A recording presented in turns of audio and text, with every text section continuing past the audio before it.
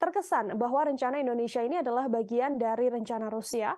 Pihak Ukraina menolak dengan tegas proposal gencatan senjata jika mereka harus kehilangan wilayah mereka yang dianeksasi Rusia. Ukraina sendiri menegaskan satu-satunya jalan akhir perang adalah Rusia angkat kaki dari Ukraina. Kami akan tampilkan, saudara, ini adalah pidato yang dilakukan oleh Menteri Pertahanan Prabowo Subianto dalam acara di Shangri-La, Singapura. I therefore would like to take this opportunity to urge, to recommend with utmost urgency for our brothers in Ukraine and in Russia to come as soon as possible to a cessation of hostilities.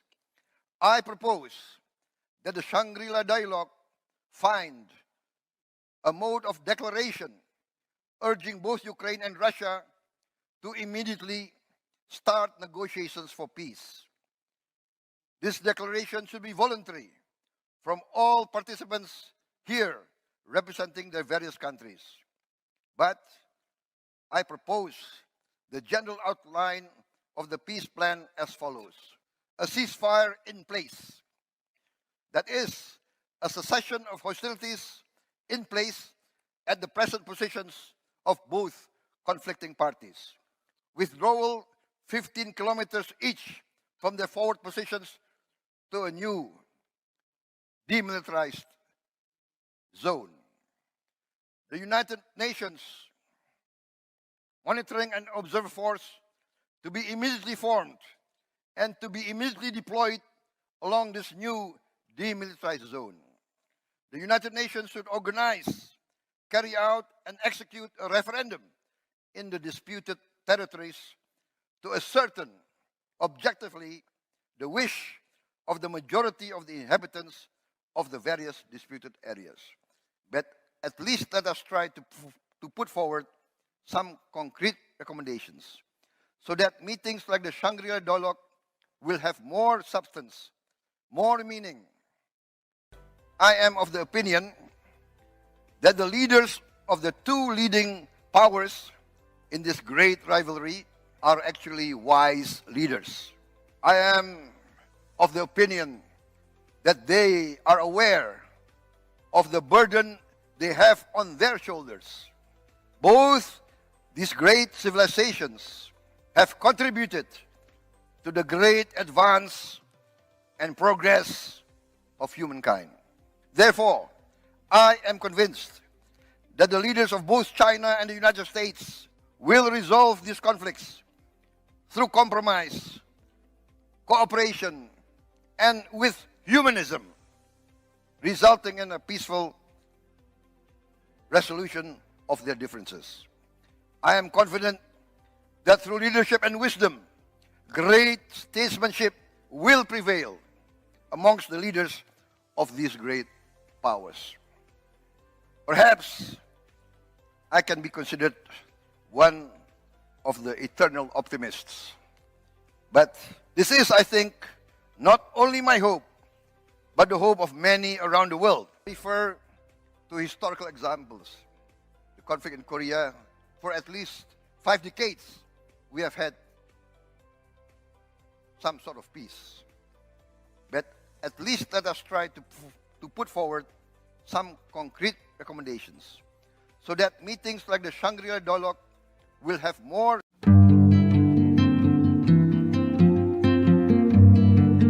Ukraina memberikan respon yang sangat berbeda ketika Presiden Jokowi dan Menhan Prabowo sama-sama mengusulkan perdamaian perang dengan Rusia.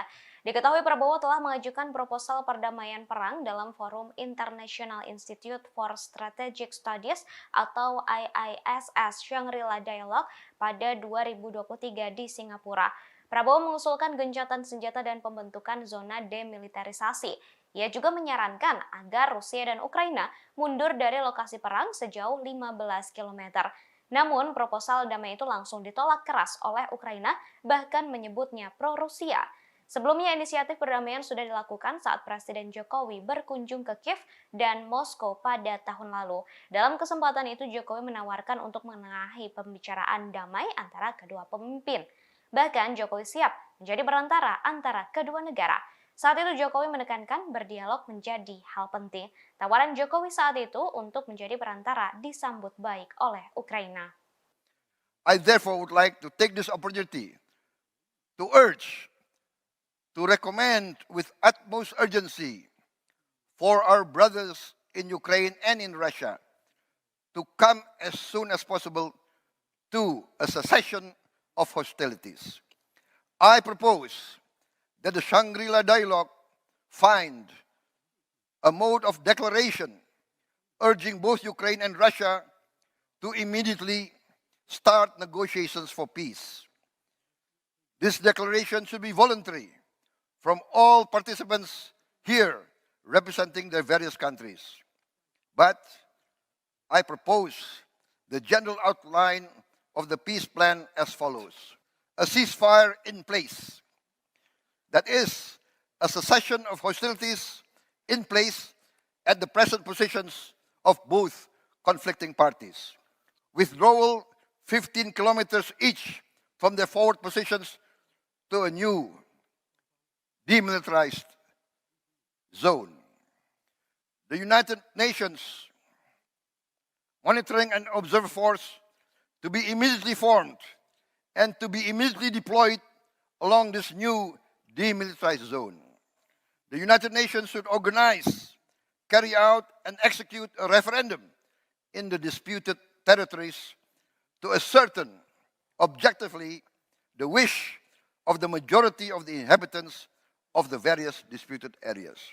But at least let us try to put forward some concrete recommendations so that meetings like the Shangri-La dialogue will have more substance, more meaning.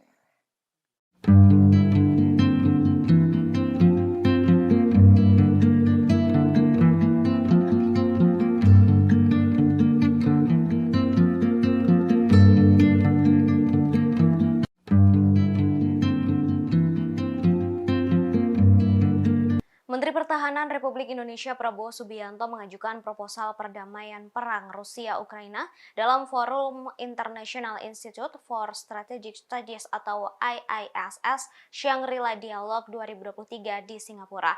Namun Ukraina menolak keras proposal perdamaian yang diberikan oleh Prabowo. Juru bicara Kementerian Luar Negeri Ukraina, Oleg Nikolenko, mengatakan proposal Prabowo dibuat atas dasar sejarah Indonesia, sedangkan yang terjadi antara Ukraina dan Rusia sangatlah berbeda.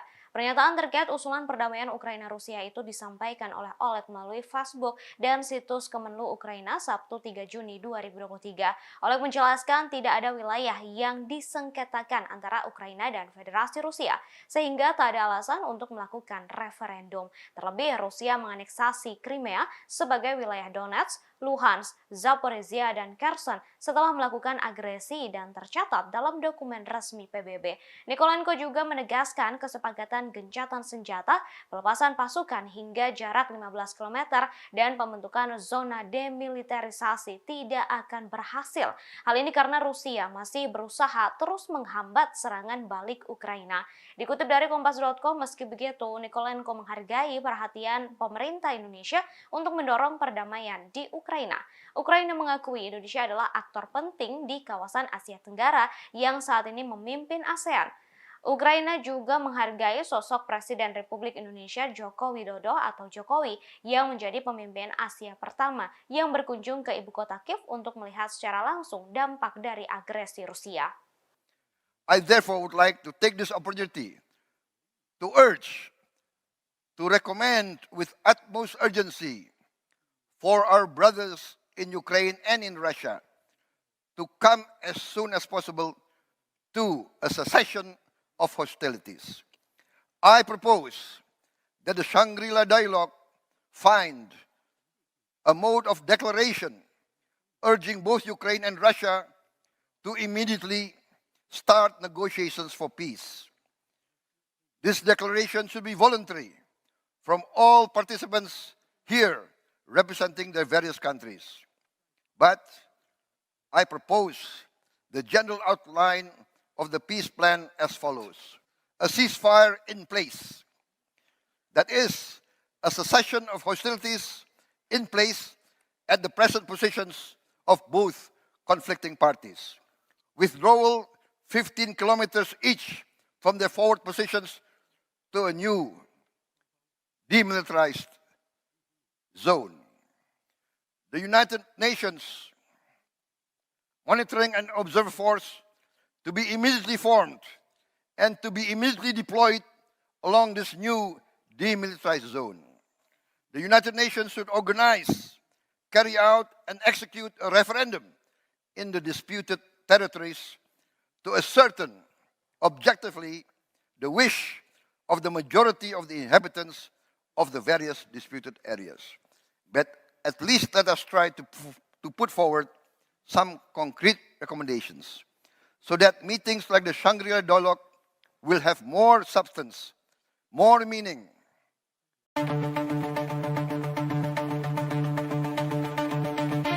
Ukraina menekankan inisiatif perdamaian dari Menteri Pertahanan Republik Indonesia Prabowo Subianto tak akan berhasil.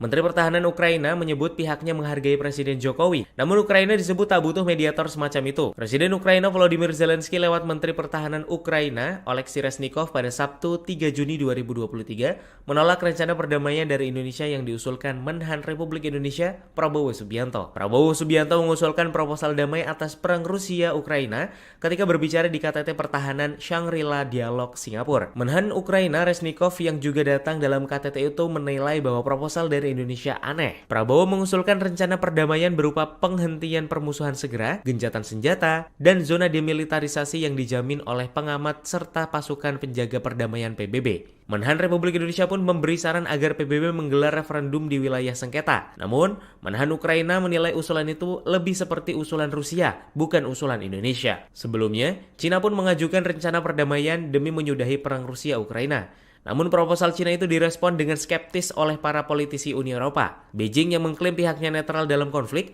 dikritik lantaran tak mengecam invasi Rusia. Menteri Pertahanan Prabowo Subianto telah mengajukan 5 usulan untuk resolusi perang Rusia dan Ukraina dalam Institut Internasional untuk Studi Strategis Dialog Shangri-La KTT Keamanan Asia ke-20 di Singapura pada Jumat 2 Juni.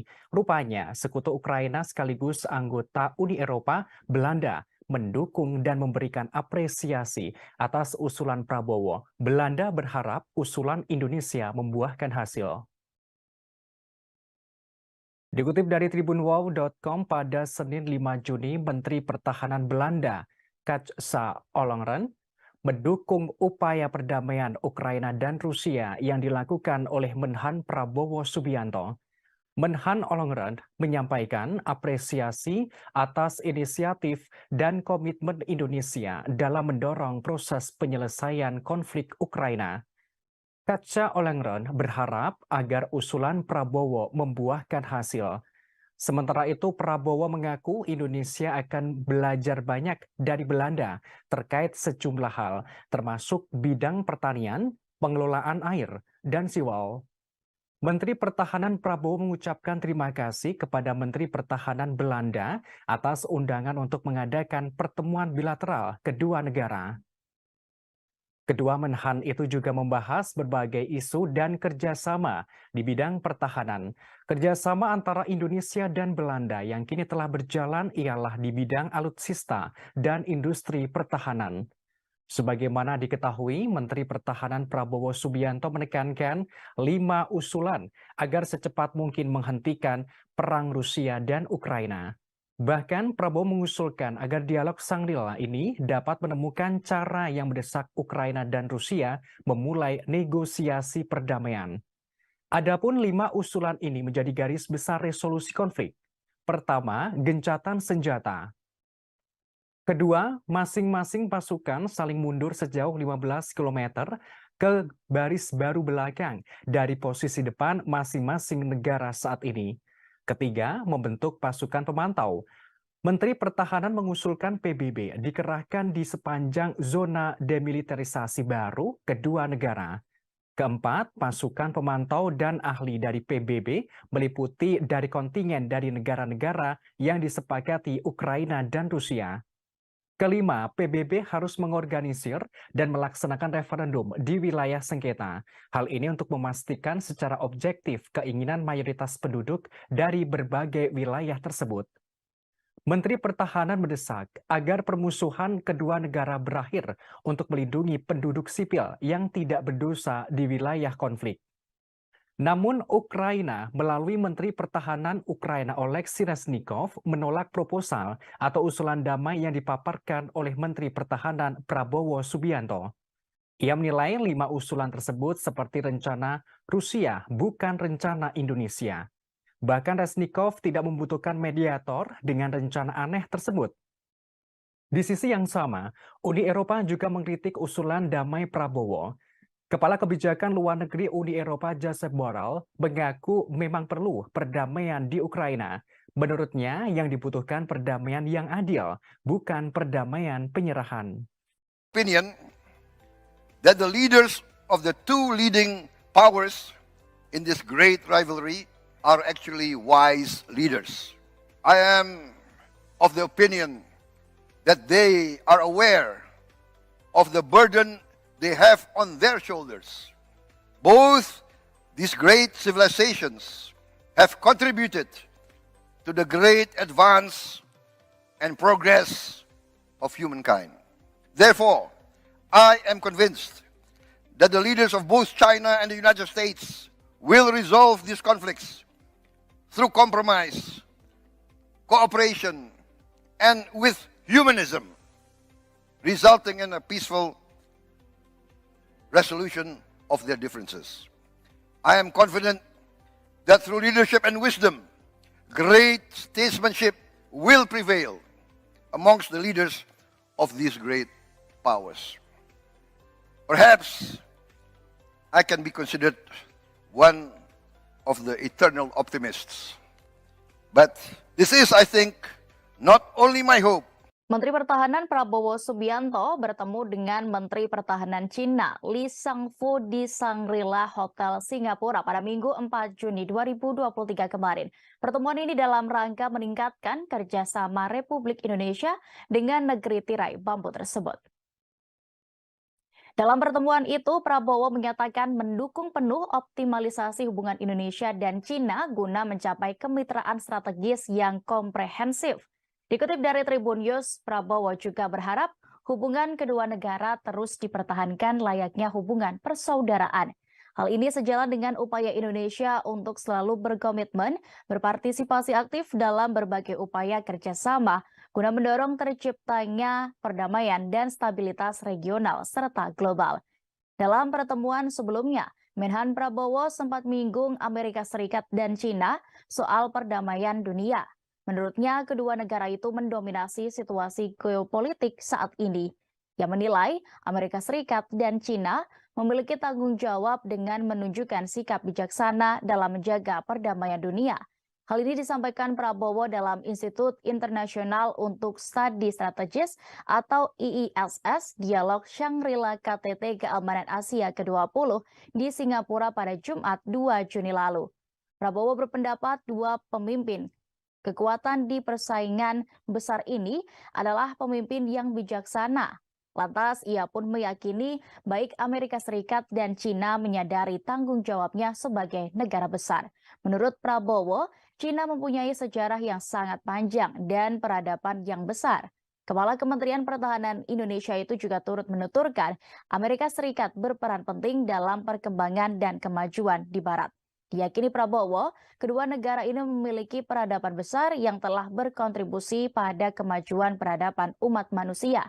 Ia pun percaya kedua pemimpin baik Cina maupun AS akan menyelesaikan konflik secara kompromi, humanis, dan damai. Sementara itu, hubungan Indonesia dan Cina sendiri diperkuat dengan adanya forum pertemuan bilateral tahunan yaitu Defense Industry Cooperating Meeting. Tercatat ada beberapa perusahaan Cina telah menjalin kerjasama dengan perusahaan Indonesia seperti PT LAN, PT DI, dan PT. Kita beralih ke informasi lain, Saudara. Media Moskow menyoroti misi damai yang dibawa oleh Menteri Pertahanan Prabowo Subianto terkait perang Rusia-Ukraina. Lewat pemberitaannya dituliskan bahwa Menhan Prabowo Subianto mendesak pejabat militer di seluruh dunia untuk mendeklarasikan penghentian permusuhan antara Rusia dan juga Ukraina. Dalam pertemuan di Dialog Shangri-La di Singapura, Prabowo Subianto membeberkan rencana agar permusuhan bisa dihentikan.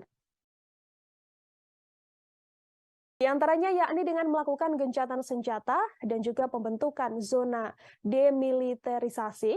Ia juga menyarankan agar Rusia dan Ukraina mundur dari lokasi perang sejauh 15 km. Zona demilitarisasi ini juga kemudian harus dipantau oleh pasukan penjaga perdamaian Persatuan Bangsa-Bangsa atau PBB. Prabowo menyarankan adanya referendum yang disponsori PBB di wilayah yang disengketakan untuk secara objektif menentukan keinginan mayoritas penduduk. Sikap Rusia ini berbeda dengan reaksi dari Ukraina yang justru menolak proposal perdamaian dengan Rusia. Menteri Pertahanan Ukraina, Oleksiy Reznikov menilai proposal damai yang ditawarkan Prabowo Subianto merugikan negaranya, bahkan dilihat dari sebagian rencana Rusia. Hal ini terkesan bahwa rencana Indonesia ini adalah bagian dari rencana Rusia. Pihak Ukraina menolak dengan tegas proposal gencatan senjata jika mereka harus kehilangan wilayah mereka yang dianeksasi Rusia. Ukraina sendiri menegaskan satu-satunya jalan akhir perang adalah Rusia angkat kaki dari Ukraina. Kami akan tampilkan, saudara, ini adalah pidato yang dilakukan oleh Menteri Pertahanan Prabowo Subianto dalam acara di Shangri-La, Singapura. I therefore would like to take this opportunity to urge, to recommend with utmost urgency for our brothers in Ukraine and in Russia to come as soon as possible to a cessation of hostilities. I propose that the Shangri-La dialogue find a mode of declaration urging both Ukraine and Russia to immediately start negotiations for peace. This declaration should be voluntary from all participants here representing their various countries. But I propose the general outline of the peace plan as follows. A ceasefire in place. That is, a cessation of hostilities in place at the present positions of both conflicting parties. Withdrawal 15 kilometers each from their forward positions to a new demilitarized zone. The United Nations Monitoring and Observer Force to be immediately formed and to be immediately deployed along this new demilitarized zone. The United Nations should organize, carry out, and execute a referendum in the disputed territories to ascertain objectively the wish of the majority of the inhabitants of the various disputed areas. But at least let us try to put forward some concrete recommendations so that meetings like the Shangri-La dialogue will have more substance, more meaning. I am of the opinion that the leaders of the two leading powers in this great rivalry are actually wise leaders. I am of the opinion that they are aware of the burden they have on their shoulders. Both these great civilizations have contributed to the great advance and progress of humankind. Therefore, I am convinced that the leaders of both China and the United States will resolve these conflicts through compromise, cooperation, and with humanism, resulting in a peaceful resolution of their differences. I am confident that through leadership and wisdom, great statesmanship will prevail amongst the leaders of these great powers. Perhaps I can be considered one of the eternal optimists. But this is, I think, not only my hope, but the hope of many around the world. I refer to historical examples. The conflict in Korea, for at least 5 decades, we have had some sort of peace. But at least let us try to put forward some concrete recommendations so that meetings like the Shangri-La dialogue will have more.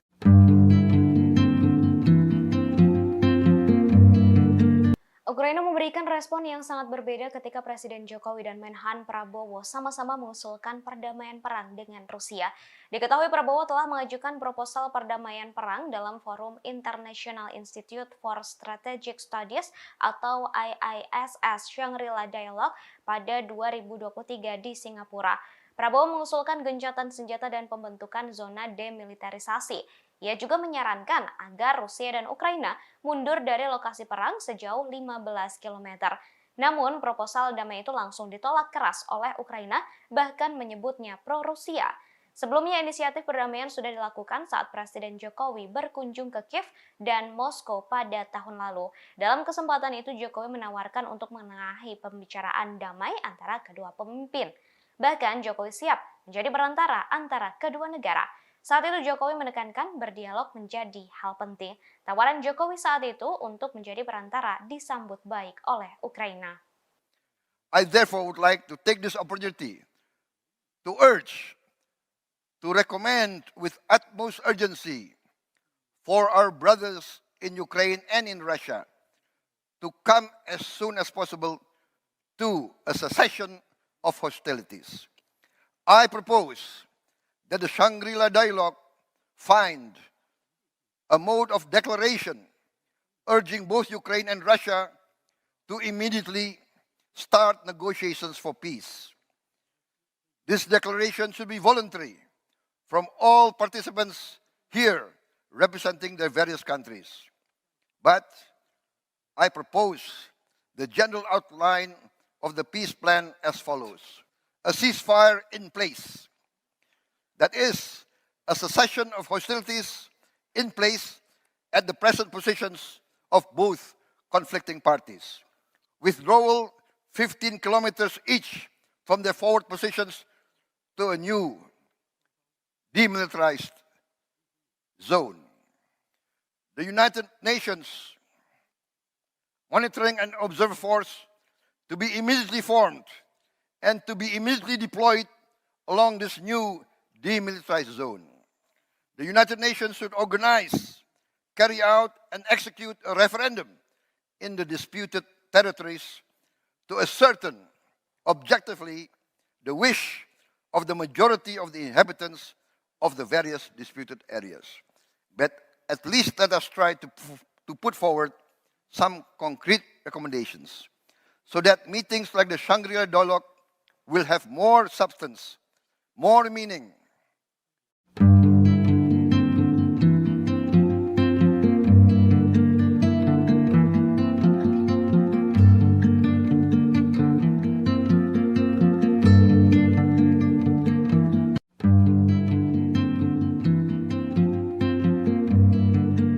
Menteri Pertahanan Republik Indonesia Prabowo Subianto mengajukan proposal perdamaian perang Rusia-Ukraina dalam forum International Institute for Strategic Studies atau IISS Shangri-La Dialogue 2023 di Singapura. Namun Ukraina menolak keras proposal perdamaian yang diberikan oleh Prabowo. Juru bicara Kementerian Luar Negeri Ukraina, Oleg Nikolenko, mengatakan proposal Prabowo dibuat atas dasar sejarah Indonesia. Sedangkan yang terjadi antara Ukraina dan Rusia sangatlah berbeda. Pernyataan terkait usulan perdamaian Ukraina-Rusia itu disampaikan oleh Oleg melalui Facebook dan situs Kemenlu Ukraina Sabtu 3 Juni 2023. Oleg menjelaskan tidak ada wilayah yang disengketakan antara Ukraina dan Federasi Rusia, sehingga tak ada alasan untuk melakukan referendum. Terlebih, Rusia menganeksasi Crimea sebagai wilayah Donetsk, Luhansk, Zaporizhia, dan Kherson setelah melakukan agresi dan tercatat dalam dokumen resmi PBB. Nikolenko juga menegaskan kesepakatan gencatan senjata, pelepasan pasukan hingga jarak 15 km, dan pembentukan zona demilitarisasi tidak akan berhasil. Hal ini karena Rusia masih berusaha terus menghambat serangan balik Ukraina. Dikutip dari Kompas.com, meski begitu, Nikolenko menghargai perhatian pemerintah Indonesia untuk mendorong perdamaian di Ukraina. Ukraina mengakui Indonesia adalah aktor penting di kawasan Asia Tenggara yang saat ini memimpin ASEAN. Ukraina juga menghargai sosok Presiden Republik Indonesia Joko Widodo atau Jokowi yang menjadi pemimpin Asia pertama yang berkunjung ke ibu kota Kiev untuk melihat secara langsung dampak dari agresi Rusia. I therefore would like to take this opportunity to urge, to recommend with utmost urgency for our brothers in Ukraine and in Russia to come as soon as possible to a cessation of hostilities. I propose that the Shangri-La dialogue find a mode of declaration urging both Ukraine and Russia to immediately start negotiations for peace. This declaration should be voluntary from all participants here representing their various countries. But I propose the general outline of the peace plan as follows. A ceasefire in place. That is, a cessation of hostilities in place at the present positions of both conflicting parties. Withdrawal 15 kilometers each from their forward positions to a new demilitarized zone. The United Nations Monitoring and Observer Force to be immediately formed and to be immediately deployed along this new demilitarized zone. The United Nations should organize, carry out, and execute a referendum in the disputed territories to ascertain objectively the wish of the majority of the inhabitants of the various disputed areas. But at least let us try to put forward some concrete recommendations so that meetings like the Shangri-La dialogue will have more substance, more meaning.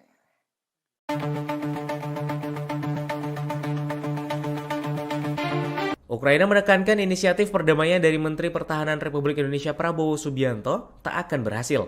Menteri Pertahanan Ukraina menyebut pihaknya menghargai Presiden Jokowi. Namun Ukraina disebut tak butuh mediator semacam itu. Presiden Ukraina Volodymyr Zelensky lewat Menteri Pertahanan Ukraina Oleksiy Reznikov pada Sabtu 3 Juni 2023 menolak rencana perdamaian dari Indonesia yang diusulkan Menhan Republik Indonesia Prabowo Subianto. Prabowo Subianto mengusulkan proposal damai atas perang Rusia-Ukraina ketika berbicara di KTT Pertahanan Shangri-La Dialog Singapura. Menhan Ukraina Reznikov yang juga datang dalam KTT itu menilai bahwa proposal dari Indonesia aneh. Prabowo mengusulkan rencana perdamaian berupa penghentian permusuhan segera, gencatan senjata, dan zona demilitarisasi yang dijamin oleh pengamat serta pasukan penjaga perdamaian PBB. Menhan Republik Indonesia pun memberi saran agar PBB menggelar referendum di wilayah sengketa. Namun, Menhan Ukraina menilai usulan itu lebih seperti usulan Rusia, bukan usulan Indonesia. Sebelumnya, Cina pun mengajukan rencana perdamaian demi menyudahi perang Rusia-Ukraina. Namun proposal Cina itu direspon dengan skeptis oleh para politisi Uni Eropa. Beijing yang mengklaim pihaknya netral dalam konflik dikritik lantaran tak mengecam invasi Rusia. Menteri Pertahanan Prabowo Subianto telah mengajukan 5 usulan untuk resolusi perang Rusia dan Ukraina dalam Institut Internasional untuk Studi Strategis Dialog Shangri-La KTT Keamanan Asia ke-20 di Singapura pada Jumat 2 Juni. Rupanya, sekutu Ukraina sekaligus anggota Uni Eropa, Belanda, mendukung dan memberikan apresiasi atas usulan Prabowo. Belanda berharap usulan Indonesia membuahkan hasil. Dikutip dari tribunwow.com pada Senin 5 Juni, Menteri Pertahanan Belanda, Kajsa Ollongren, mendukung upaya perdamaian Ukraina dan Rusia yang dilakukan oleh Menhan Prabowo Subianto. Menhan Ollongren menyampaikan apresiasi atas inisiatif dan komitmen Indonesia dalam mendorong proses penyelesaian konflik Ukraina. Kajsa Ollongren berharap agar usulan Prabowo membuahkan hasil. Sementara itu, Prabowo mengaku Indonesia akan belajar banyak dari Belanda terkait sejumlah hal, termasuk bidang pertanian, pengelolaan air, dan siwal. Menteri Pertahanan Prabowo mengucapkan terima kasih kepada Menteri Pertahanan Belanda atas undangan untuk mengadakan pertemuan bilateral kedua negara. Kedua menhan itu juga membahas berbagai isu dan kerjasama di bidang pertahanan. Kerjasama antara Indonesia dan Belanda yang kini telah berjalan ialah di bidang alutsista dan industri pertahanan. Sebagaimana diketahui, Menteri Pertahanan Prabowo Subianto menekankan 5 usulan agar secepat mungkin menghentikan perang Rusia dan Ukraina. Bahkan Prabowo mengusulkan agar dialog Shangri-La ini dapat menemukan cara yang mendesak Ukraina dan Rusia memulai negosiasi perdamaian. Adapun 5 usulan ini menjadi garis besar resolusi konflik. Pertama, gencatan senjata. Kedua, masing-masing pasukan saling mundur sejauh 15 km ke baris baru belakang dari posisi depan masing-masing negara saat ini. Ketiga, membentuk pasukan pemantau. Menteri Pertahanan mengusulkan PBB dikerahkan di sepanjang zona demilitarisasi baru kedua negara. Keempat, pasukan pemantau dan ahli dari PBB meliputi dari kontingen dari negara-negara yang disepakati Ukraina dan Rusia. Kelima, PBB harus mengorganisir dan melaksanakan referendum di wilayah sengketa. Hal ini untuk memastikan secara objektif keinginan mayoritas penduduk dari berbagai wilayah tersebut. Menteri Pertahanan mendesak agar permusuhan kedua negara berakhir untuk melindungi penduduk sipil yang tidak berdosa di wilayah konflik. Namun Ukraina melalui Menteri Pertahanan Ukraina Oleksiy Reznikov menolak proposal atau usulan damai yang dipaparkan oleh Menteri Pertahanan Prabowo Subianto. Ia menilai 5 usulan tersebut seperti rencana Rusia, bukan rencana Indonesia. Bahkan Reznikov tidak membutuhkan mediator dengan rencana aneh tersebut. Di sisi yang sama, Uni Eropa juga mengkritik usulan damai Prabowo. Kepala Kebijakan Luar Negeri Uni Eropa Josep Borrell mengaku memang perlu perdamaian di Ukraina. Menurutnya yang dibutuhkan perdamaian yang adil, bukan perdamaian penyerahan. Opinion that the leaders of the two leading powers in this great rivalry are actually wise leaders. I am of the opinion that they are aware of the burden they have on their shoulders. Both these great civilizations have contributed to the great advance and progress of humankind. Therefore, I am convinced that the leaders of both China and the United States will resolve these conflicts through compromise, cooperation, and with humanism, resulting in a peaceful resolution of their differences. I am confident that through leadership and wisdom, great statesmanship will prevail amongst the leaders of these great powers. Perhaps I can be considered one of the eternal optimists. But this is, I think, not only my hope. Menteri Pertahanan Prabowo Subianto bertemu dengan Menteri Pertahanan Cina Li Shangfu di Shangri-La Hotel Singapura pada Minggu 4 Juni 2023 kemarin. Pertemuan ini dalam rangka meningkatkan kerjasama Republik Indonesia dengan negeri tirai bambu tersebut. Dalam pertemuan itu, Prabowo menyatakan mendukung penuh optimalisasi hubungan Indonesia dan Cina guna mencapai kemitraan strategis yang komprehensif. Dikutip dari Tribun News, Prabowo juga berharap hubungan kedua negara terus dipertahankan layaknya hubungan persaudaraan. Hal ini sejalan dengan upaya Indonesia untuk selalu berkomitmen berpartisipasi aktif dalam berbagai upaya kerjasama guna mendorong terciptanya perdamaian dan stabilitas regional serta global. Dalam pertemuan sebelumnya, Menhan Prabowo sempat menyinggung Amerika Serikat dan Cina soal perdamaian dunia. Menurutnya, kedua negara itu mendominasi situasi geopolitik saat ini. Ia menilai Amerika Serikat dan Cina memiliki tanggung jawab dengan menunjukkan sikap bijaksana dalam menjaga perdamaian dunia.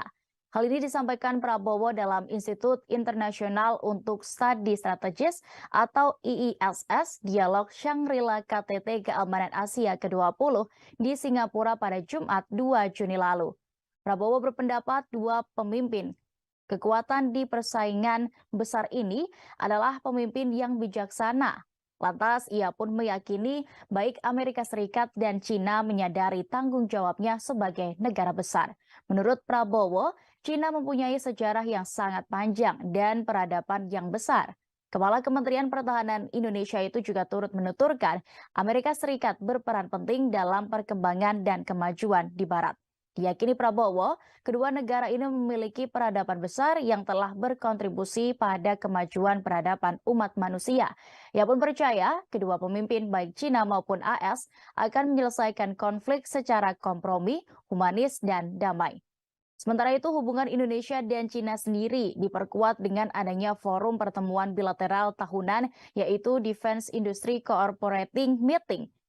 Tercatat ada beberapa perusahaan Cina telah menjalin kerjasama dengan perusahaan Indonesia seperti PT LAN, PT DI, dan PT. Kita beralih ke informasi lain, Saudara. Media Moskow menyoroti misi damai yang dibawa oleh Menteri Pertahanan Prabowo Subianto terkait perang Rusia-Ukraina. Lewat pemberitaannya dituliskan bahwa Menhan Prabowo Subianto mendesak pejabat militer di seluruh dunia untuk mendeklarasikan penghentian permusuhan antara Rusia dan juga Ukraina. Dalam pertemuan di Dialog Shangri-La di Singapura, Prabowo Subianto membeberkan rencana agar permusuhan bisa dihentikan. Di antaranya yakni dengan melakukan gencatan senjata dan juga pembentukan zona demilitarisasi. Ia juga menyarankan agar Rusia dan Ukraina mundur dari lokasi perang sejauh 15 km. Zona demilitarisasi ini juga kemudian harus dipantau oleh pasukan penjaga perdamaian Persatuan Bangsa-Bangsa atau PBB. Prabowo menyarankan adanya referendum yang disponsori PBB di wilayah yang disengketakan untuk secara objektif menentukan keinginan mayoritas penduduk. Sikap Rusia ini berbeda dengan reaksi dari Ukraina yang justru menolak proposal perdamaian dengan Rusia. Menteri Pertahanan Ukraina Oleksiy Reznikov menilai proposal damai yang ditawarkan Prabowo Subianto merugikan negaranya. Bahkan dilihat dari sebagian rencana Rusia, hal ini terkesan bahwa rencana Indonesia ini adalah bagian dari rencana Rusia. Pihak Ukraina menolak dengan tegas proposal gencatan senjata jika mereka harus kehilangan wilayah mereka yang dianeksasi Rusia. Ukraina sendiri menegaskan satu-satunya jalan akhir perang adalah Rusia angkat kaki dari Ukraina. Kami akan tampilkan, Saudara, ini adalah pidato yang dilakukan oleh Menteri Pertahanan Prabowo Subianto dalam acara di Shangri-La, Singapura. I therefore would like to take this opportunity to urge, to recommend with utmost urgency for our brothers in Ukraine and in Russia to come as soon as possible to a cessation of hostilities. I propose that the Shangri-La dialogue find a mode of declaration urging both Ukraine and Russia to immediately start negotiations for peace. This declaration should be voluntary from all participants here representing their various countries. But I propose the general outline of the peace plan as follows. A ceasefire in place. That is, a cessation of hostilities in place at the present positions of both conflicting parties. Withdrawal 15 kilometers each from their forward positions to a new demilitarized zone. The United Nations Monitoring and Observer Force to be immediately formed and to be immediately deployed along this new demilitarized zone.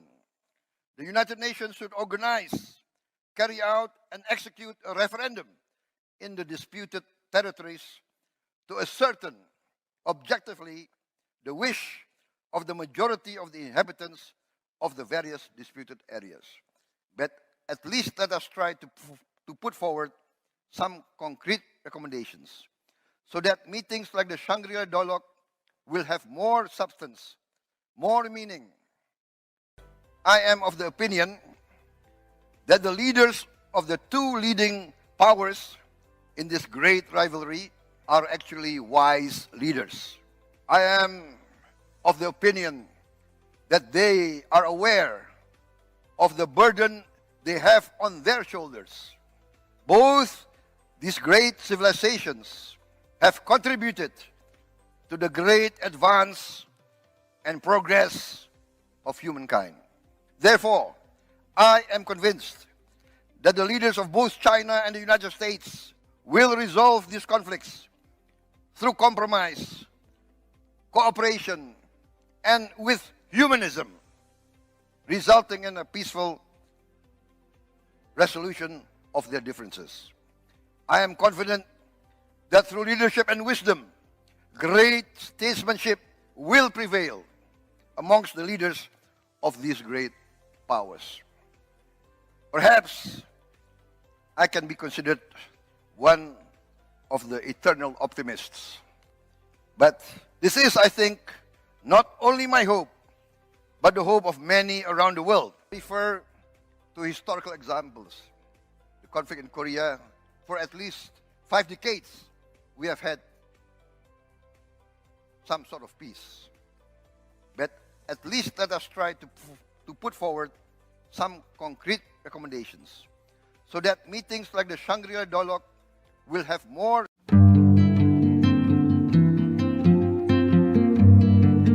Ukraina memberikan respon yang sangat berbeda ketika Presiden Jokowi dan Menhan Prabowo sama-sama mengusulkan perdamaian perang dengan Rusia.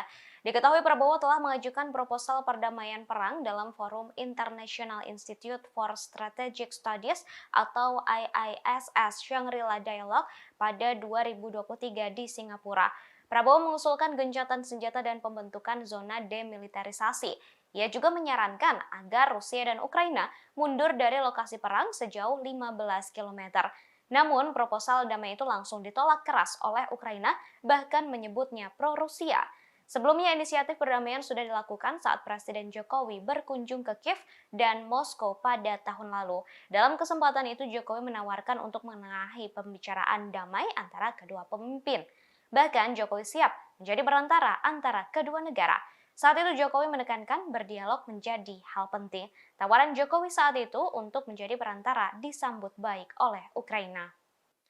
I therefore would like to take this opportunity to urge, to recommend with utmost urgency for our brothers in Ukraine and in Russia to come as soon as possible to a cessation of hostilities. I propose that the Shangri-La Dialogue find a mode of declaration urging both Ukraine and Russia to immediately start negotiations for peace. This declaration should be voluntary from all participants here representing their various countries. But I propose the general outline of the peace plan as follows: a ceasefire in place. That is, a cessation of hostilities in place at the present positions of both conflicting parties. Withdrawal 15 kilometers each from their forward positions to a new demilitarized zone. The United Nations Monitoring and Observer Force to be immediately formed and to be immediately deployed along this new demilitarized zone. The United Nations should organize, carry out, and execute a referendum in the disputed territories to ascertain objectively the wish of the majority of the inhabitants of the various disputed areas. But at least let us try to put forward some concrete recommendations so that meetings like the Shangri-La Dialogue will have more substance, more meaning.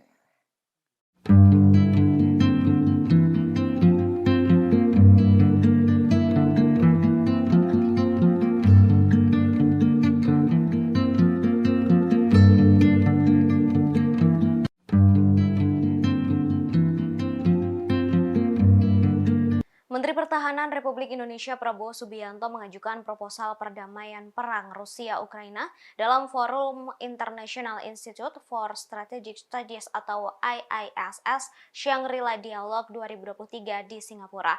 Namun Ukraina menolak keras proposal perdamaian yang diberikan oleh Prabowo. Juru bicara Kementerian Luar Negeri Ukraina, Oleg Nikolenko, mengatakan proposal Prabowo dibuat atas dasar sejarah Indonesia.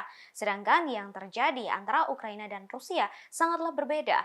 Pernyataan terkait usulan perdamaian Ukraina-Rusia itu disampaikan oleh Oleg melalui Facebook dan situs Kemenlu Ukraina Sabtu 3 Juni 2023. Oleg menjelaskan tidak ada wilayah yang disengketakan antara Ukraina dan Federasi Rusia, sehingga tak ada alasan untuk melakukan referendum. Terlebih, Rusia menganeksasi Crimea sebagai wilayah Donetsk, Luhansk, Zaporizhia, dan Kherson setelah melakukan agresi dan tercatat dalam dokumen resmi PBB. Nikolenko juga menegaskan kesepakatan gencatan senjata, pelepasan pasukan hingga jarak 15 km, dan pembentukan zona demilitarisasi tidak akan berhasil. Hal ini karena Rusia masih berusaha terus menghambat serangan balik Ukraina. Dikutip dari Kompas.com, meski begitu, Nikolenko menghargai perhatian pemerintah Indonesia untuk mendorong perdamaian di Ukraina. Ukraina mengakui Indonesia adalah aktor penting di kawasan Asia Tenggara yang saat ini memimpin ASEAN. Ukraina juga menghargai sosok Presiden Republik Indonesia Joko Widodo atau Jokowi yang menjadi pemimpin Asia pertama yang berkunjung ke ibu kota Kiev untuk melihat secara langsung dampak dari agresi Rusia. I therefore would like to take this opportunity to urge, to recommend with utmost urgency for our brothers in Ukraine and in Russia to come as soon as possible to a cessation of hostilities. I propose that the Shangri-La dialogue find a mode of declaration urging both Ukraine and Russia to immediately start negotiations for peace. This declaration should be voluntary from all participants here representing their various countries. But I propose the general outline of the peace plan as follows. A ceasefire in place. That is, a cessation of hostilities in place at the present positions of both conflicting parties. Withdrawal 15 kilometers each from their forward positions to a new demilitarized zone. The United Nations Monitoring and Observer Force to be immediately formed and to be immediately deployed along this new demilitarized zone. The United Nations should organize, carry out, and execute a referendum in the disputed territories to ascertain objectively the wish of the majority of the inhabitants of the various disputed areas. But at least let us try to put forward some concrete recommendations so that meetings like the Shangri-La dialogue will have more substance, more meaning.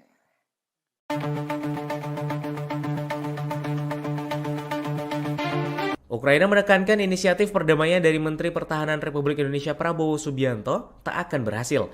Menteri Pertahanan Ukraina menyebut pihaknya menghargai Presiden Jokowi. Namun Ukraina disebut tak butuh mediator semacam itu. Presiden Ukraina Volodymyr Zelensky lewat Menteri Pertahanan Ukraina Oleksiy Reznikov pada Sabtu 3 Juni 2023 menolak rencana perdamaian dari Indonesia yang diusulkan Menhan Republik Indonesia Prabowo Subianto. Prabowo Subianto mengusulkan proposal damai atas perang Rusia-Ukraina ketika berbicara di KTT Pertahanan Shangri-La Dialog Singapura. Menhan Ukraina Reznikov yang juga datang dalam KTT itu menilai bahwa proposal dari Indonesia aneh. Prabowo mengusulkan rencana perdamaian berupa penghentian permusuhan segera, gencatan senjata, dan zona demilitarisasi yang dijamin oleh pengamat serta pasukan penjaga perdamaian PBB. Menhan Republik Indonesia pun memberi saran agar PBB menggelar referendum di wilayah sengketa. Namun, Menhan Ukraina menilai usulan itu lebih seperti usulan Rusia, bukan usulan Indonesia. Sebelumnya, Cina pun mengajukan rencana perdamaian demi menyudahi perang Rusia-Ukraina. Namun proposal Cina itu direspon dengan skeptis oleh para politisi Uni Eropa. Beijing yang mengklaim pihaknya netral dalam konflik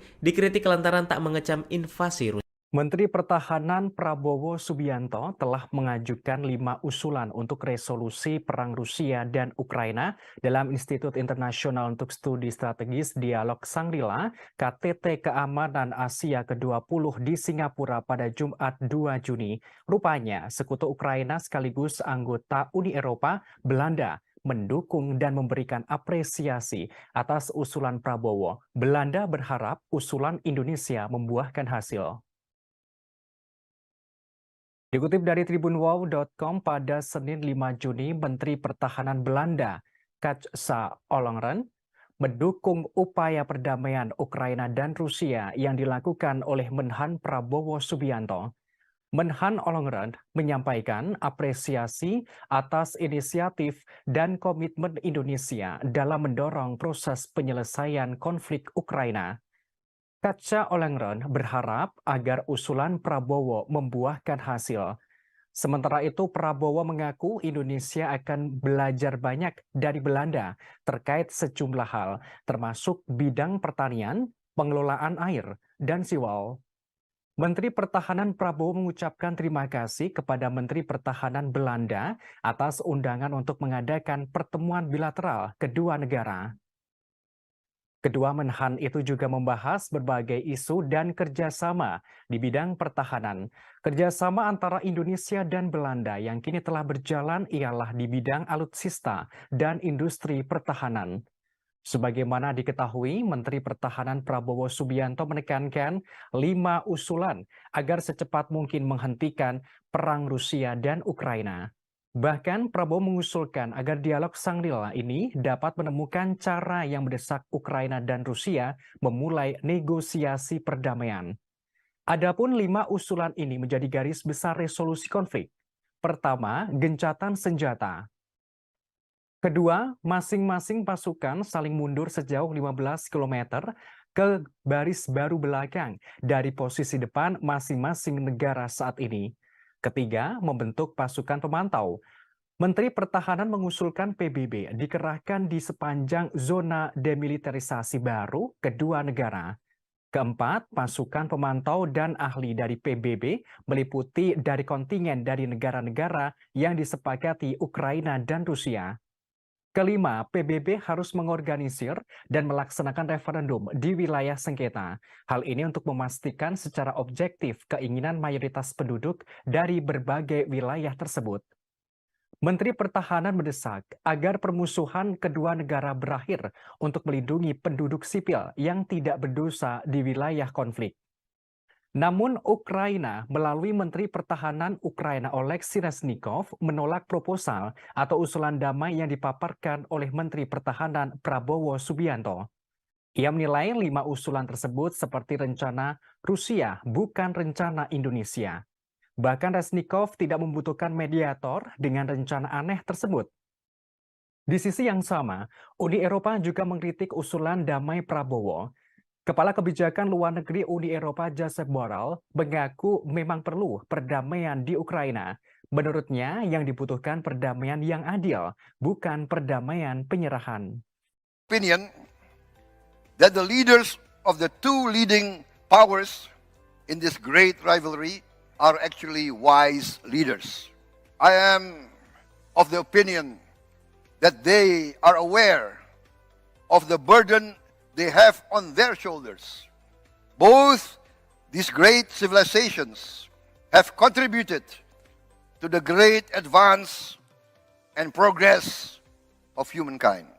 Therefore, I am convinced that the leaders of both China and the United States will resolve these conflicts through compromise, cooperation, and with humanism, resulting in a peaceful resolution of their differences.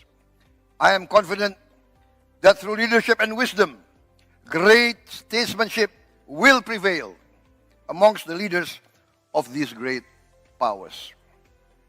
Perhaps I can be considered one of the eternal optimists. But this is, I think, not only my hope. Menteri Pertahanan Prabowo Subianto bertemu dengan Menteri Pertahanan Cina Li Shangfu di Shangri-La Hotel Singapura pada Minggu 4 Juni 2023 kemarin. Pertemuan ini dalam rangka meningkatkan kerjasama Republik Indonesia dengan negeri tirai bambu tersebut. Dalam pertemuan itu, Prabowo menyatakan mendukung penuh optimalisasi hubungan Indonesia dan Cina guna mencapai kemitraan strategis yang komprehensif. Dikutip dari Tribun News, Prabowo juga berharap hubungan kedua negara terus dipertahankan layaknya hubungan persaudaraan. Hal ini sejalan dengan upaya Indonesia untuk selalu berkomitmen berpartisipasi aktif dalam berbagai upaya kerjasama guna mendorong terciptanya perdamaian dan stabilitas regional serta global. Dalam pertemuan sebelumnya, Menhan Prabowo sempat menyinggung Amerika Serikat dan China soal perdamaian dunia. Menurutnya, kedua negara itu mendominasi situasi geopolitik saat ini. Yang menilai Amerika Serikat dan China memiliki tanggung jawab dengan menunjukkan sikap bijaksana dalam menjaga perdamaian dunia. Hal ini disampaikan Prabowo dalam Institut Internasional untuk Studi Strategis atau IISS Dialog Shangri-La KTT Keamanan Asia ke-20 di Singapura pada Jumat 2 Juni lalu. Prabowo berpendapat dua pemimpin kekuatan di persaingan besar ini adalah pemimpin yang bijaksana. Lantas ia pun meyakini baik Amerika Serikat dan China menyadari tanggung jawabnya sebagai negara besar. Menurut Prabowo, China mempunyai sejarah yang sangat panjang dan peradaban yang besar. Kepala Kementerian Pertahanan Indonesia itu juga turut menuturkan Amerika Serikat berperan penting dalam perkembangan dan kemajuan di Barat. Diyakini Prabowo, kedua negara ini memiliki peradaban besar yang telah berkontribusi pada kemajuan peradaban umat manusia. Ia pun percaya kedua pemimpin baik China maupun AS akan menyelesaikan konflik secara kompromi, humanis, dan damai. Sementara itu, hubungan Indonesia dan China sendiri diperkuat dengan adanya forum pertemuan bilateral tahunan yaitu Defense Industry Cooperating Meeting. Tercatat ada beberapa perusahaan Cina telah menjalin kerjasama dengan perusahaan Indonesia seperti PT LAN, PT DI, dan PT. Kita beralih ke informasi lain, Saudara. Media Moskow menyoroti misi damai yang dibawa oleh Menteri Pertahanan Prabowo Subianto terkait perang Rusia-Ukraina. Lewat pemberitaannya dituliskan bahwa Menhan Prabowo Subianto mendesak pejabat militer di seluruh dunia untuk mendeklarasikan penghentian permusuhan antara Rusia dan juga Ukraina. Dalam pertemuan di Dialog Shangri-La di Singapura, Prabowo Subianto membeberkan rencana agar permusuhan bisa dihentikan. Di antaranya yakni dengan melakukan gencatan senjata dan juga pembentukan zona demilitarisasi. Ia juga menyarankan agar Rusia dan Ukraina mundur dari lokasi perang sejauh 15 km. Zona demilitarisasi ini juga kemudian harus dipantau oleh pasukan penjaga perdamaian Persatuan Bangsa-Bangsa atau PBB. Prabowo menyarankan adanya referendum yang disponsori PBB di wilayah yang disengketakan untuk secara objektif menentukan keinginan mayoritas penduduk. Sikap Rusia ini berbeda dengan reaksi dari Ukraina yang justru menolak proposal perdamaian dengan Rusia. Menteri Pertahanan Ukraina Oleksiy Reznikov menilai proposal damai yang ditawarkan Prabowo Subianto merugikan negaranya, bahkan dilihat dari sebagian rencana Rusia. Hal ini terkesan bahwa rencana Indonesia ini adalah bagian dari rencana Rusia. Pihak Ukraina menolak dengan tegas proposal gencatan senjata jika mereka harus kehilangan wilayah mereka yang dianeksasi Rusia. Ukraina sendiri menegaskan satu-satunya jalan akhir perang adalah Rusia angkat kaki dari Ukraina. Kami akan tampilkan, Saudara, ini adalah pidato yang dilakukan oleh Menteri Pertahanan Prabowo Subianto dalam acara di Shangri-La, Singapura. I therefore would like to take this opportunity to urge, to recommend with utmost urgency for our brothers in Ukraine and in Russia to come as soon as possible to a cessation of hostilities. I propose that the Shangri-La dialogue find a mode of declaration urging both Ukraine and Russia to immediately start negotiations for peace. This declaration should be voluntary from all participants here representing their various countries. But I propose the general outline of the peace plan as follows. A ceasefire in place. That is, a cessation of hostilities in place at the present positions of both conflicting parties. Withdrawal 15 kilometers each from their forward positions to a new demilitarized zone. The United Nations monitoring and observer force to be immediately formed and to be immediately deployed along this new demilitarized zone. The United Nations should organize, carry out, and execute a referendum in the disputed territories to ascertain objectively the wish of the majority of the inhabitants of the various disputed areas. But at least let us try to put forward some concrete recommendations so that meetings like the Shangri-La dialogue will have more substance, more meaning. I am of the opinion that the leaders of the two leading powers in this great rivalry are actually wise leaders. I am of the opinion that they are aware of the burden they have on their shoulders. Both these great civilizations have contributed to the great advance and progress of humankind. Therefore, I am convinced that the leaders of both China and the United States will resolve these conflicts through compromise, cooperation, and with humanism, resulting in a peaceful resolution of their differences. I am confident that through leadership and wisdom, great statesmanship will prevail amongst the leaders of these great powers.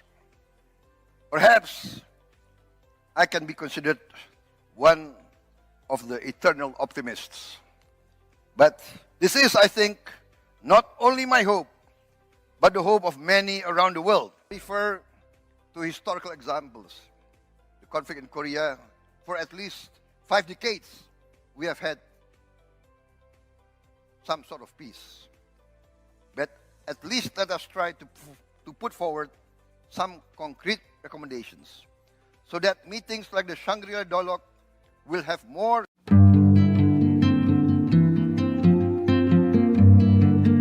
Ukraina memberikan respon yang sangat berbeda ketika Presiden Jokowi dan Menhan Prabowo sama-sama mengusulkan perdamaian perang dengan Rusia. Diketahui Prabowo telah mengajukan proposal perdamaian perang dalam forum International Institute for Strategic Studies atau IISS Shangri-La Dialogue pada 2023 di Singapura. Prabowo mengusulkan gencatan senjata dan pembentukan zona demilitarisasi. Ia juga menyarankan agar Rusia dan Ukraina mundur dari lokasi perang sejauh 15 km. Namun, proposal damai itu langsung ditolak keras oleh Ukraina, bahkan menyebutnya pro-Rusia. Sebelumnya, inisiatif perdamaian sudah dilakukan saat Presiden Jokowi berkunjung ke Kiev dan Moskow pada tahun lalu. Dalam kesempatan itu, Jokowi menawarkan untuk menengahi pembicaraan damai antara kedua pemimpin. Bahkan, Jokowi siap menjadi perantara antara kedua negara. Saat itu Jokowi menekankan berdialog menjadi hal penting. Tawaran Jokowi saat itu untuk menjadi perantara disambut baik oleh Ukraina. I therefore would like to take this opportunity to urge, to recommend with utmost urgency for our brothers in Ukraine and in Russia to come as soon as possible to a cessation of hostilities. I propose that the Shangri-La dialogue find a mode of declaration urging both Ukraine and Russia to immediately start negotiations for peace. This declaration should be voluntary from all participants here representing their various countries. But I propose the general outline of the peace plan as follows. A ceasefire in place. That is, a cessation of hostilities in place at the present positions of both conflicting parties. Withdrawal 15 kilometers each from their forward positions to a new demilitarized zone. The United Nations monitoring and observer force to be immediately formed and to be immediately deployed along this new demilitarized zone. The United Nations should organize, carry out, and execute a referendum in the disputed territories to ascertain objectively the wish of the majority of the inhabitants of the various disputed areas. But at least let us try to put forward some concrete recommendations so that meetings like the Shangri-La dialogue will have more substance, more meaning.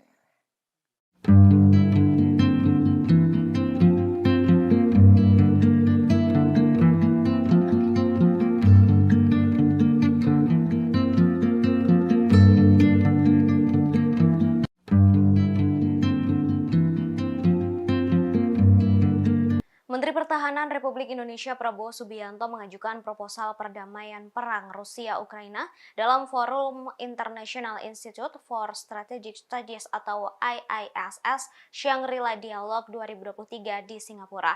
Namun Ukraina menolak keras proposal perdamaian yang diberikan oleh Prabowo. Juru bicara Kementerian Luar Negeri Ukraina, Oleg Nikolenko, mengatakan proposal Prabowo dibuat atas dasar sejarah Indonesia, sedangkan yang terjadi antara Ukraina dan Rusia sangatlah berbeda. Pernyataan terkait usulan perdamaian Ukraina-Rusia itu disampaikan oleh Oleg melalui Facebook dan situs Kemenlu Ukraina Sabtu 3 Juni 2023. Oleg menjelaskan tidak ada wilayah yang disengketakan antara Ukraina dan Federasi Rusia, sehingga tak ada alasan untuk melakukan referendum. Terlebih, Rusia menganeksasi Crimea sebagai wilayah Donetsk, Luhansk, Zaporizhia, dan Kherson setelah melakukan agresi dan tercatat dalam dokumen resmi PBB. Nikolenko juga menegaskan kesepakatan gencatan senjata, pelepasan pasukan hingga jarak 15 km, dan pembentukan zona demilitarisasi tidak akan berhasil. Hal ini karena Rusia masih berusaha terus menghambat serangan balik Ukraina. Dikutip dari Kompas.com, meski begitu, Nikolenko menghargai perhatian pemerintah Indonesia untuk mendorong perdamaian di Ukraina. Ukraina mengakui Indonesia adalah aktor penting di kawasan Asia Tenggara yang saat ini memimpin ASEAN. Ukraina juga menghargai sosok Presiden Republik Indonesia Joko Widodo atau Jokowi yang menjadi pemimpin Asia pertama yang berkunjung ke ibu kota Kiev untuk melihat secara langsung dampak dari agresi Rusia. I therefore would like to take this opportunity to urge, to recommend with utmost urgency for our brothers in Ukraine and in Russia to come as soon as possible to a cessation of hostilities. I propose that the Shangri-La dialogue find a mode of declaration urging both Ukraine and Russia to immediately start negotiations for peace. This declaration should be voluntary from all participants here representing their various countries. But I propose the general outline of the peace plan as follows. A ceasefire in place. That is, a cessation of hostilities in place at the present positions of both conflicting parties. Withdrawal 15 kilometers each from their forward positions to a new demilitarized zone. The United Nations Monitoring and Observer Force to be immediately formed and to be immediately deployed along this new demilitarized zone. The United Nations should organize, carry out, and execute a referendum in the disputed territories to ascertain objectively the wish of the majority of the inhabitants of the various disputed areas. But at least let us try to put forward some concrete recommendations so that meetings like the Shangri-La dialogue will have more substance, more meaning.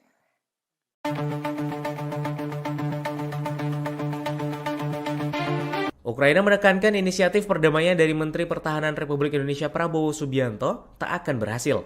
Menteri Pertahanan Ukraina menyebut pihaknya menghargai Presiden Jokowi. Namun Ukraina disebut tak butuh mediator semacam itu. Presiden Ukraina Volodymyr Zelensky lewat Menteri Pertahanan Ukraina Oleksiy Reznikov pada Sabtu 3 Juni 2023 menolak rencana perdamaian dari Indonesia yang diusulkan Menhan Republik Indonesia Prabowo Subianto. Prabowo Subianto mengusulkan proposal damai atas perang Rusia-Ukraina ketika berbicara di KTT Pertahanan Shangri-La Dialogue Singapura. Menhan Ukraina Reznikov yang juga datang dalam KTT itu menilai bahwa proposal dari menteri Indonesia aneh. Prabowo mengusulkan rencana perdamaian berupa penghentian permusuhan segera, gencatan senjata, dan zona demilitarisasi yang dijamin oleh pengamat serta pasukan penjaga perdamaian PBB. Menhan Republik Indonesia pun memberi saran agar PBB menggelar referendum di wilayah sengketa. Namun, Menhan Ukraina menilai usulan itu lebih seperti usulan Rusia, bukan usulan Indonesia. Sebelumnya, Cina pun mengajukan rencana perdamaian demi menyudahi perang Rusia-Ukraina. Namun proposal Cina itu direspon dengan skeptis oleh para politisi Uni Eropa. Beijing yang mengklaim pihaknya netral dalam konflik dikritik lantaran tak mengecam invasi Rusia. Menteri Pertahanan Prabowo Subianto telah mengajukan 5 usulan untuk resolusi perang Rusia dan Ukraina dalam Institut Internasional untuk Studi Strategis Dialog Shangri-La KTT Keamanan Asia ke-20 di Singapura pada Jumat 2 Juni. Rupanya, sekutu Ukraina sekaligus anggota Uni Eropa, Belanda, mendukung dan memberikan apresiasi atas usulan Prabowo. Belanda berharap usulan Indonesia membuahkan hasil. Dikutip dari tribunwow.com pada Senin 5 Juni, Menteri Pertahanan Belanda, Kajsa Ollongren, mendukung upaya perdamaian Ukraina dan Rusia yang dilakukan oleh Menhan Prabowo Subianto. Menhan Ollongren menyampaikan apresiasi atas inisiatif dan komitmen Indonesia dalam mendorong proses penyelesaian konflik Ukraina. Kajsa Ollongren berharap agar usulan Prabowo membuahkan hasil. Sementara itu, Prabowo mengaku Indonesia akan belajar banyak dari Belanda terkait sejumlah hal, termasuk bidang pertanian, pengelolaan air, dan siwal. Menteri Pertahanan Prabowo mengucapkan terima kasih kepada Menteri Pertahanan Belanda atas undangan untuk mengadakan pertemuan bilateral kedua negara. Kedua menhan itu juga membahas berbagai isu dan kerjasama di bidang pertahanan. Kerjasama antara Indonesia dan Belanda yang kini telah berjalan ialah di bidang alutsista dan industri pertahanan. Sebagaimana diketahui, Menteri Pertahanan Prabowo Subianto menekankan 5 usulan agar secepat mungkin menghentikan perang Rusia dan Ukraina. Bahkan Prabowo mengusulkan agar dialog Shangri-La ini dapat menemukan cara yang mendesak Ukraina dan Rusia memulai negosiasi perdamaian. Adapun 5 usulan ini menjadi garis besar resolusi konflik. Pertama, gencatan senjata. Kedua, masing-masing pasukan saling mundur sejauh 15 km ke baris baru belakang dari posisi depan masing-masing negara saat ini. Ketiga, membentuk pasukan pemantau. Menteri Pertahanan mengusulkan PBB dikerahkan di sepanjang zona demilitarisasi baru kedua negara. Keempat, pasukan pemantau dan ahli dari PBB meliputi dari kontingen dari negara-negara yang disepakati Ukraina dan Rusia. Kelima, PBB harus mengorganisir dan melaksanakan referendum di wilayah sengketa. Hal ini untuk memastikan secara objektif keinginan mayoritas penduduk dari berbagai wilayah tersebut. Menteri Pertahanan mendesak agar permusuhan kedua negara berakhir untuk melindungi penduduk sipil yang tidak berdosa di wilayah konflik. Namun Ukraina melalui Menteri Pertahanan Ukraina Oleksiy Reznikov menolak proposal atau usulan damai yang dipaparkan oleh Menteri Pertahanan Prabowo Subianto. Ia menilai 5 usulan tersebut seperti rencana Rusia, bukan rencana Indonesia. Bahkan Reznikov tidak membutuhkan mediator dengan rencana aneh tersebut. Di sisi yang sama, Uni Eropa juga mengkritik usulan damai Prabowo. Kepala Kebijakan Luar Negeri Uni Eropa Josep Borrell mengaku memang perlu perdamaian di Ukraina. Menurutnya, yang dibutuhkan perdamaian yang adil, bukan perdamaian penyerahan. Opinion that the leaders of the two leading powers in this great rivalry are actually wise leaders. I am of the opinion that they are aware of the burden they have on their shoulders. Both these great civilizations have contributed to the great advance and progress of humankind. Therefore, I am convinced that the leaders of both China and the United States will resolve these conflicts through compromise, cooperation, and with humanism, resulting in a peaceful resolution of their differences. I am confident that through leadership and wisdom, great statesmanship will prevail amongst the leaders of these great powers. Perhaps I can be considered one of the eternal optimists. But this is, I think, not only my hope.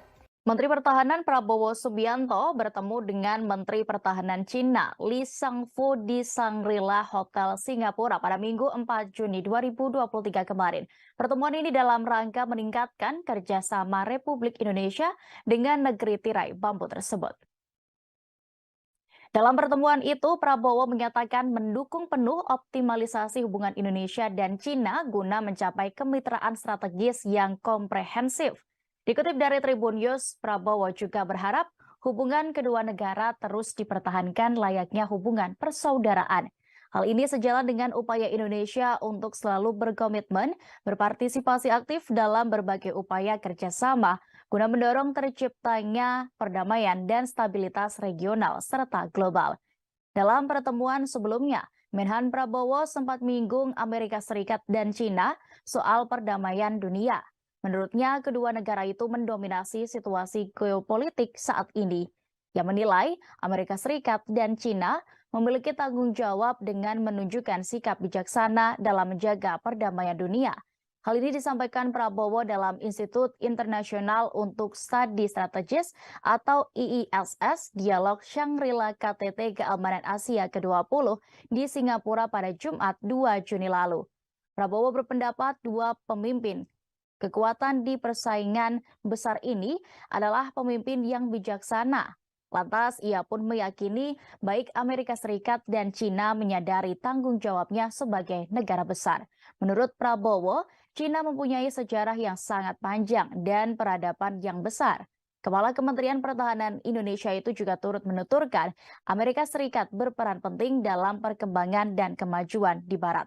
Diyakini Prabowo, kedua negara ini memiliki peradaban besar yang telah berkontribusi pada kemajuan peradaban umat manusia. Ia pun percaya kedua pemimpin baik Cina maupun AS akan menyelesaikan konflik secara kompromi, humanis, dan damai. Sementara itu, hubungan Indonesia dan Cina sendiri diperkuat dengan adanya forum pertemuan bilateral tahunan, yaitu Defense Industry Cooperating Meeting. Tercatat ada beberapa perusahaan Cina telah menjalin kerjasama dengan perusahaan Indonesia seperti PT LAN, PT DI, dan PT. Kita beralih ke informasi lain, Saudara. Media Moskow menyoroti misi damai yang dibawa oleh Menteri Pertahanan Prabowo Subianto terkait perang Rusia-Ukraina. Lewat pemberitaannya dituliskan bahwa Menhan Prabowo Subianto mendesak pejabat militer di seluruh dunia untuk mendeklarasikan penghentian permusuhan antara Rusia dan juga Ukraina. Dalam pertemuan di Dialog Shangri-La di Singapura, Prabowo Subianto membeberkan rencana agar permusuhan bisa dihentikan. Di antaranya yakni dengan melakukan gencatan senjata dan juga pembentukan zona demilitarisasi. Ia juga menyarankan agar Rusia dan Ukraina mundur dari lokasi perang sejauh 15 km. Zona demilitarisasi ini juga kemudian harus dipantau oleh pasukan penjaga perdamaian Persatuan Bangsa-Bangsa atau PBB. Prabowo menyarankan adanya referendum yang disponsori PBB di wilayah yang disengketakan untuk secara objektif menentukan keinginan mayoritas penduduk. Sikap Rusia ini berbeda dengan reaksi dari Ukraina yang justru menolak proposal perdamaian dengan Rusia. Menteri Pertahanan Ukraina Oleksiy Reznikov menilai proposal damai yang ditawarkan Prabowo Subianto merugikan negaranya. Bahkan dilihat dari sebagian rencana Rusia, hal ini terkesan bahwa rencana Indonesia ini adalah bagian dari rencana Rusia. Pihak Ukraina menolak dengan tegas proposal gencatan senjata jika mereka harus kehilangan wilayah mereka yang dianeksasi Rusia. Ukraina sendiri menegaskan satu-satunya jalan akhir perang adalah Rusia angkat kaki dari Ukraina. Kami akan tampilkan, Saudara, ini adalah pidato yang dilakukan oleh Menteri Pertahanan Prabowo Subianto dalam acara di Shangri-La, Singapura.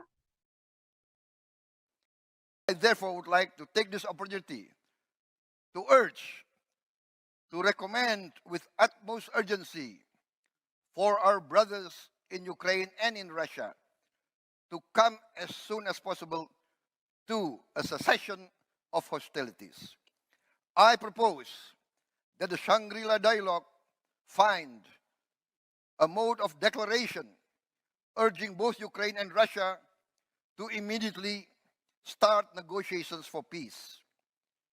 This declaration should be voluntary from all participants here representing their various countries. But I propose the general outline of the peace plan as follows. A ceasefire in place. That is, a cessation of hostilities in place at the present positions of both conflicting parties. Withdrawal 15 kilometers each from their forward positions to a new demilitarized zone. The United Nations Monitoring and Observer Force to be immediately formed and to be immediately deployed along this new demilitarized zone. The United Nations should organize, carry out, and execute a referendum in the disputed territories to ascertain objectively the wish of the majority of the inhabitants of the various disputed areas. But at least let us try to put forward some concrete recommendations so that meetings like the Shangri-La dialogue will have more substance, more meaning. I am of the opinion that the leaders of the two leading powers in this great rivalry are actually wise leaders. I am of the opinion that they are aware of the burden they have on their shoulders.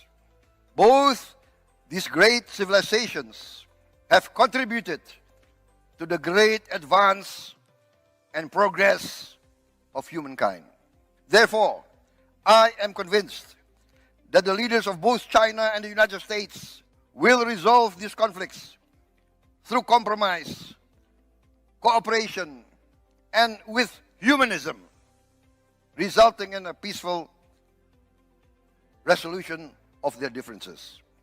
I am confident that through leadership and wisdom, great statesmanship will prevail amongst the leaders of these great powers. Perhaps I can be considered one of the eternal optimists. But this is, I think, not only my hope, but the hope of many around the world. I refer to historical examples. The conflict in Korea, for at least 5 decades, we have had some sort of peace. But at least let us try to put forward some concrete recommendations so that meetings like the Shangri-La dialogue will have more.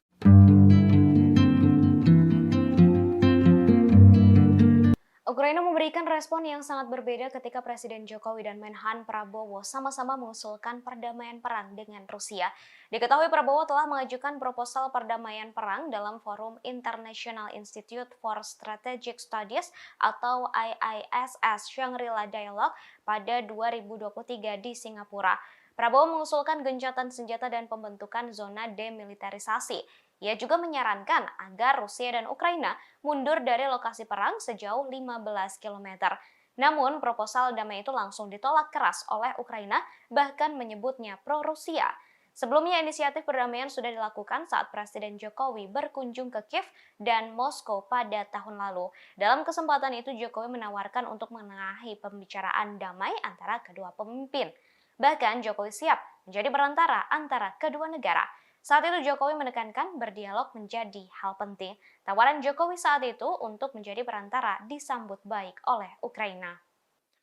I therefore would like to take this opportunity to urge, to recommend with utmost urgency for our brothers in Ukraine and in Russia to come as soon as possible to a cessation of hostilities. I propose that the Shangri-La dialogue find a mode of declaration urging both Ukraine and Russia to immediately start negotiations for peace. This declaration should be voluntary from all participants here representing their various countries. But I propose the general outline of the peace plan as follows. A ceasefire in place. That is, a cessation of hostilities in place at the present positions of both conflicting parties. Withdrawal 15 kilometers each from their forward positions to a new demilitarized zone. The United Nations Monitoring and Observer Force to be immediately formed and to be immediately deployed along this new demilitarized zone. The United Nations should organize, carry out, and execute a referendum in the disputed territories to ascertain objectively the wish of the majority of the inhabitants of the various disputed areas. But at least let us try to put forward some concrete recommendations so that meetings like the Shangri-La Dialogue will have more substance, more meaning.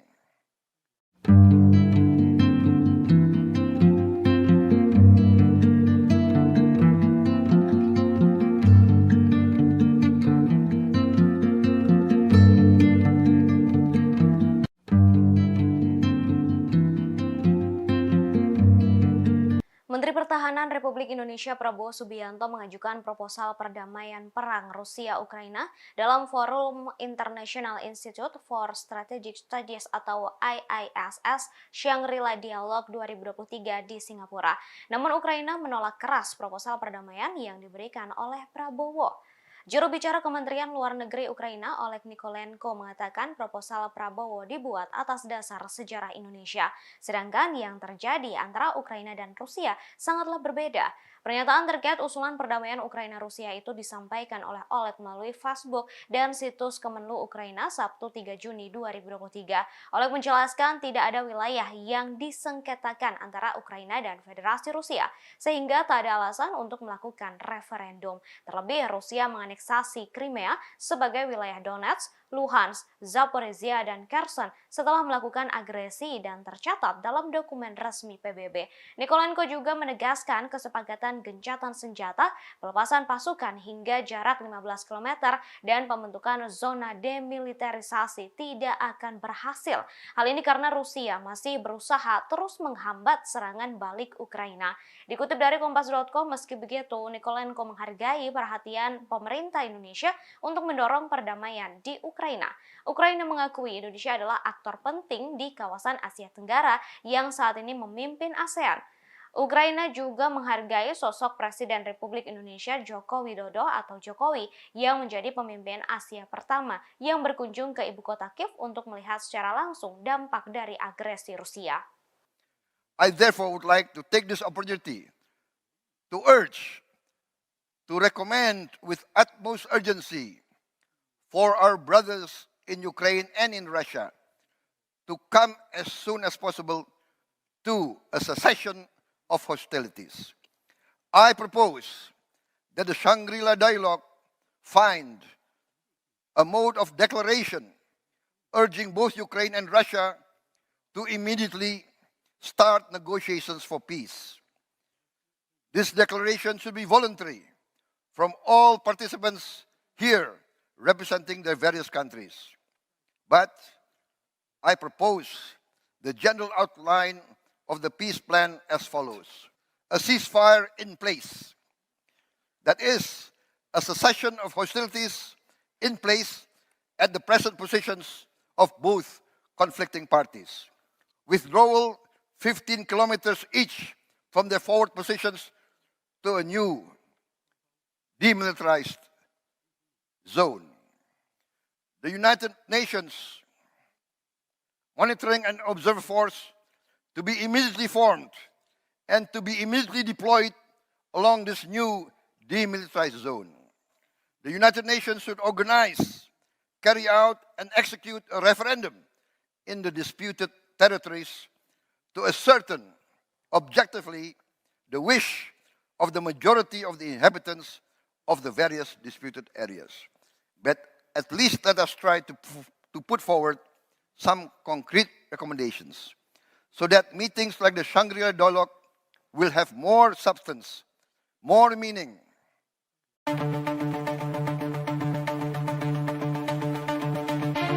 Ukraina menekankan inisiatif perdamaian dari Menteri Pertahanan Republik Indonesia Prabowo Subianto tak akan berhasil.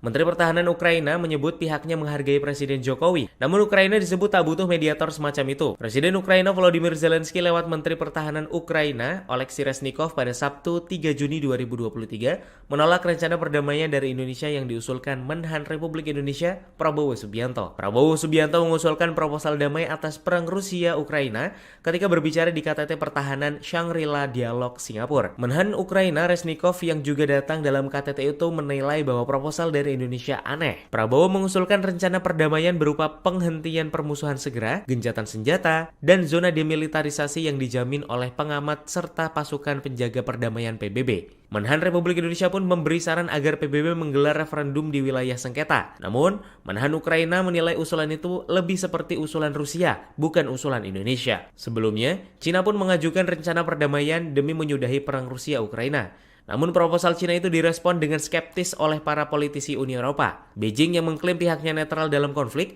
dikritik lantaran tak mengecam invasi Rusia. Menteri Pertahanan Prabowo Subianto telah mengajukan 5 usulan untuk resolusi perang Rusia dan Ukraina dalam Institut Internasional untuk Studi Strategis Dialog Shangri-La KTT Keamanan Asia ke-20 di Singapura pada Jumat 2 Juni. Rupanya sekutu Ukraina sekaligus anggota Uni Eropa, Belanda, mendukung dan memberikan apresiasi atas usulan Prabowo. Belanda berharap usulan Indonesia membuahkan hasil. Dikutip dari tribunwow.com pada Senin 5 Juni, Menteri Pertahanan Belanda, Kajsa Ollongren, mendukung upaya perdamaian Ukraina dan Rusia yang dilakukan oleh Menhan Prabowo Subianto. Menhan Ollongren menyampaikan apresiasi atas inisiatif dan komitmen Indonesia dalam mendorong proses penyelesaian konflik Ukraina. Kajsa Ollongren berharap agar usulan Prabowo membuahkan hasil. Sementara itu, Prabowo mengaku Indonesia akan belajar banyak dari Belanda terkait sejumlah hal, termasuk bidang pertanian, pengelolaan air, dan siwal. Menteri Pertahanan Prabowo mengucapkan terima kasih kepada Menteri Pertahanan Belanda atas undangan untuk mengadakan pertemuan bilateral kedua negara. Kedua menhan itu juga membahas berbagai isu dan kerjasama di bidang pertahanan. Kerjasama antara Indonesia dan Belanda yang kini telah berjalan ialah di bidang alutsista dan industri pertahanan. Sebagaimana diketahui, Menteri Pertahanan Prabowo Subianto menekankan 5 usulan agar secepat mungkin menghentikan perang Rusia dan Ukraina.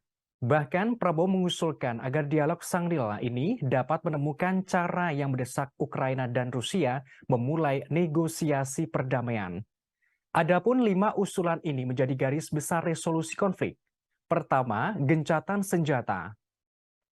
Kedua, masing-masing pasukan saling mundur sejauh 15 km ke baris baru belakang dari posisi depan masing-masing negara saat ini. Ketiga, membentuk pasukan pemantau. Menteri Pertahanan mengusulkan PBB dikerahkan di sepanjang zona demilitarisasi baru kedua negara. Keempat, pasukan pemantau dan ahli dari PBB meliputi dari kontingen dari negara-negara yang disepakati Ukraina dan Rusia.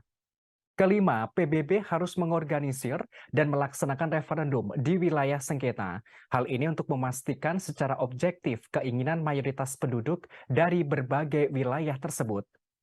Menteri Pertahanan mendesak agar permusuhan kedua negara berakhir untuk melindungi penduduk sipil yang tidak berdosa di wilayah konflik.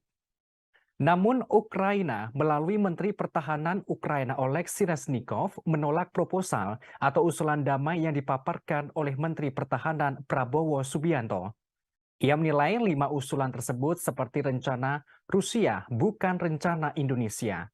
Bahkan Reznikov tidak membutuhkan mediator dengan rencana aneh tersebut. Di sisi yang sama, Uni Eropa juga mengkritik usulan damai Prabowo. Kepala Kebijakan Luar Negeri Uni Eropa Josep Borrell mengaku memang perlu perdamaian di Ukraina. Menurutnya, yang dibutuhkan perdamaian yang adil, bukan perdamaian penyerahan. Opinion that the leaders of the two leading powers in this great rivalry are actually wise leaders. I am of the opinion that they are aware of the burden they have on their shoulders. Both these great civilizations have contributed to the great advance and progress of humankind. Therefore, I am convinced that the leaders of both China and the United States will resolve these conflicts through compromise, cooperation, and with humanism, resulting in a peaceful resolution of their differences. I am confident that through leadership and wisdom, great statesmanship will prevail amongst the leaders of these great powers. Perhaps I can be considered one of the eternal optimists. But this is, I think, not only my hope. Menteri Pertahanan Prabowo Subianto bertemu dengan Menteri Pertahanan Cina Li Shangfu di Shangri-La Hotel Singapura pada Minggu 4 Juni 2023 kemarin. Pertemuan ini dalam rangka meningkatkan kerjasama Republik Indonesia dengan negeri tirai bambu tersebut. Dalam pertemuan itu, Prabowo menyatakan mendukung penuh optimalisasi hubungan Indonesia dan Cina guna mencapai kemitraan strategis yang komprehensif. Dikutip dari Tribun News, Prabowo juga berharap hubungan kedua negara terus dipertahankan layaknya hubungan persaudaraan. Hal ini sejalan dengan upaya Indonesia untuk selalu berkomitmen berpartisipasi aktif dalam berbagai upaya kerjasama guna mendorong terciptanya perdamaian dan stabilitas regional serta global. Dalam pertemuan sebelumnya, Menhan Prabowo sempat menyinggung Amerika Serikat dan Cina soal perdamaian dunia. Menurutnya, kedua negara itu mendominasi situasi geopolitik saat ini. Ia menilai Amerika Serikat dan Cina memiliki tanggung jawab dengan menunjukkan sikap bijaksana dalam menjaga perdamaian dunia. Hal ini disampaikan Prabowo dalam Institut Internasional untuk Studi Strategis atau IISS Dialog Shangri-La KTT Keamanan Asia ke-20 di Singapura pada Jumat 2 Juni lalu. Prabowo berpendapat dua pemimpin kekuatan di persaingan besar ini adalah pemimpin yang bijaksana. Lantas, ia pun meyakini baik Amerika Serikat dan Cina menyadari tanggung jawabnya sebagai negara besar. Menurut Prabowo, Cina mempunyai sejarah yang sangat panjang dan peradaban yang besar. Kepala Kementerian Pertahanan Indonesia itu juga turut menuturkan Amerika Serikat berperan penting dalam perkembangan dan kemajuan di Barat. Diyakini Prabowo, kedua negara ini memiliki peradaban besar yang telah berkontribusi pada kemajuan peradaban umat manusia. Ia pun percaya kedua pemimpin baik Cina maupun AS akan menyelesaikan konflik secara kompromi, humanis, dan damai. Sementara itu, hubungan Indonesia dan Cina sendiri diperkuat dengan adanya forum pertemuan bilateral tahunan, yaitu Defense Industry Cooperating Meeting. Tercatat ada beberapa perusahaan Cina telah menjalin kerjasama dengan perusahaan Indonesia seperti PT LAN, PT DI, dan PT. Kita beralih ke informasi lain, Saudara. Media Moskow menyoroti misi damai yang dibawa oleh Menteri Pertahanan Prabowo Subianto terkait perang Rusia-Ukraina. Lewat pemberitaannya dituliskan bahwa Menhan Prabowo Subianto mendesak pejabat militer di seluruh dunia untuk mendeklarasikan penghentian permusuhan antara Rusia dan juga Ukraina. Dalam pertemuan di Dialog Shangri-La di Singapura, Prabowo Subianto membeberkan rencana agar permusuhan bisa dihentikan. Di antaranya yakni dengan melakukan gencatan senjata dan juga pembentukan zona demilitarisasi. Ia juga menyarankan agar Rusia dan Ukraina mundur dari lokasi perang sejauh 15 km.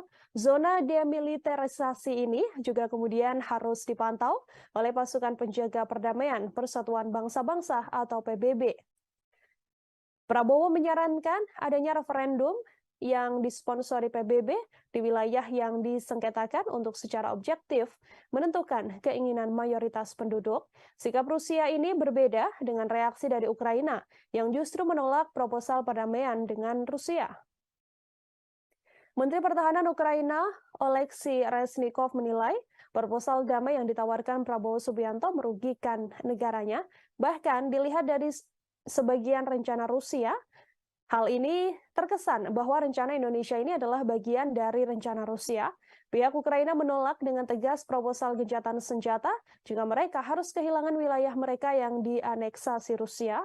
Ukraina sendiri menegaskan satu-satunya jalan akhir perang adalah Rusia angkat kaki dari Ukraina. Kami akan tampilkan, saudara, ini adalah pidato yang dilakukan oleh Menteri Pertahanan Prabowo Subianto dalam acara di Shangri-La, Singapura. I therefore would like to take this opportunity to urge, to recommend with utmost urgency for our brothers in Ukraine and in Russia to come as soon as possible to a cessation of hostilities. I propose that the Shangri-La dialogue find a mode of declaration urging both Ukraine and Russia to immediately start negotiations for peace. This declaration should be voluntary from all participants here representing their various countries. But I propose the general outline of the peace plan as follows. A ceasefire in place. That is, a cessation of hostilities in place at the present positions of both conflicting parties.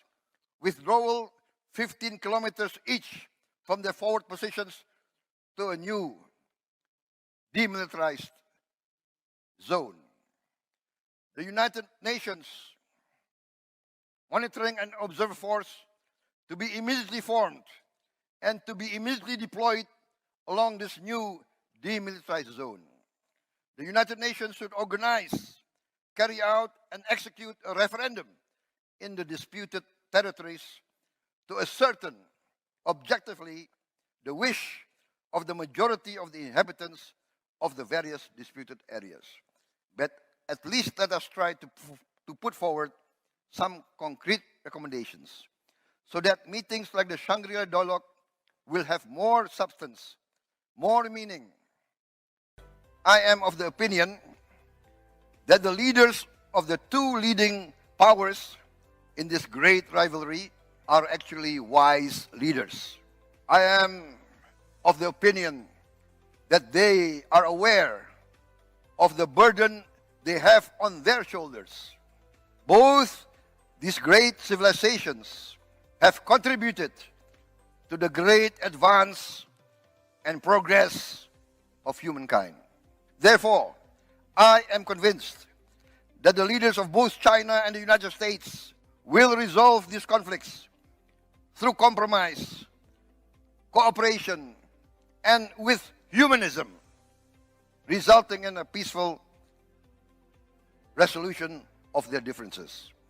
I am confident that through leadership and wisdom, great statesmanship will prevail amongst the leaders of these great powers. Perhaps I can be considered one of the eternal optimists. But this is, I think, not only my hope, but the hope of many around the world. I refer to historical examples. The conflict in Korea, for at least 5 decades, we have had some sort of peace. But at least let us try to put forward some concrete recommendations so that meetings like the Shangri-La dialogue will have more.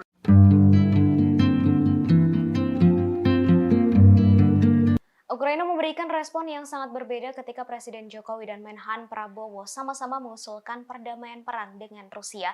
Diketahui Prabowo telah mengajukan proposal perdamaian perang dalam forum International Institute for Strategic Studies atau IISS Shangri-La Dialogue pada 2023 di Singapura.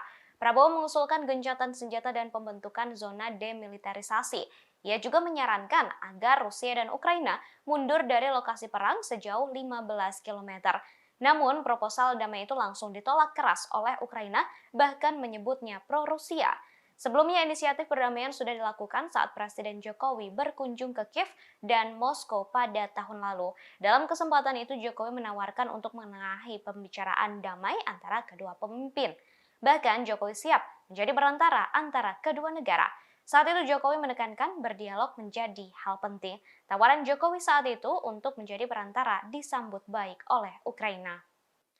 I therefore would like to take this opportunity to urge, to recommend with utmost urgency for our brothers in Ukraine and in Russia to come as soon as possible to a cessation of hostilities.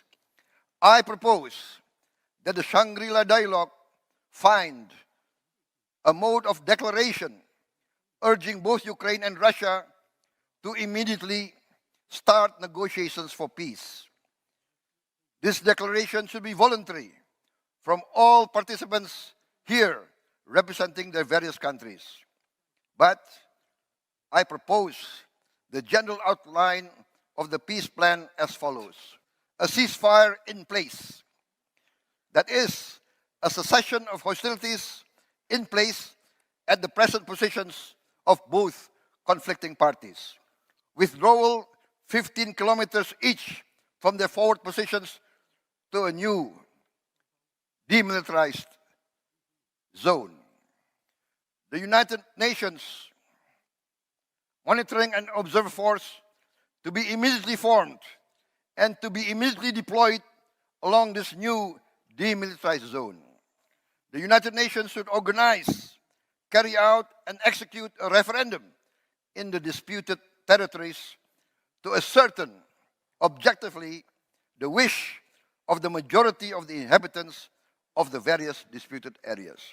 But at least let us try to put forward some concrete recommendations so that meetings like the Shangri-La dialogue will have more substance, more meaning.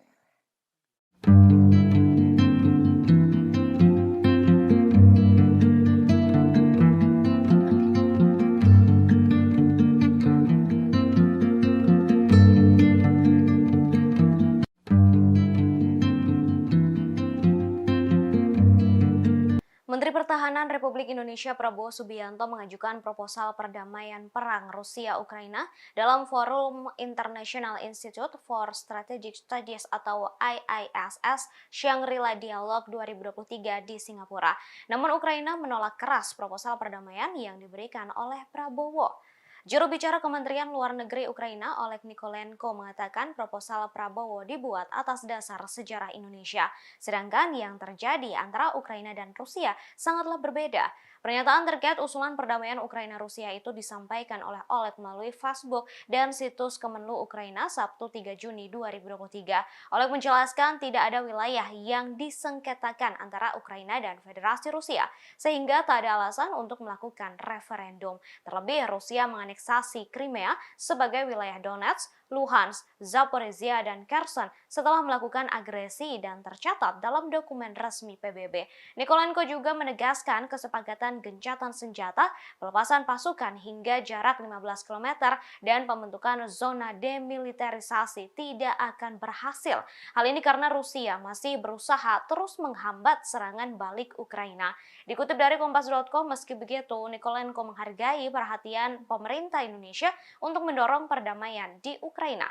Ukraina mengakui Indonesia adalah aktor penting di kawasan Asia Tenggara yang saat ini memimpin ASEAN. Ukraina juga menghargai sosok Presiden Republik Indonesia Joko Widodo atau Jokowi yang menjadi pemimpin Asia pertama yang berkunjung ke ibu kota Kiev untuk melihat secara langsung dampak dari agresi Rusia. I therefore would like to take this opportunity to urge, to recommend with utmost urgency for our brothers in Ukraine and in Russia to come as soon as possible to a cessation of hostilities.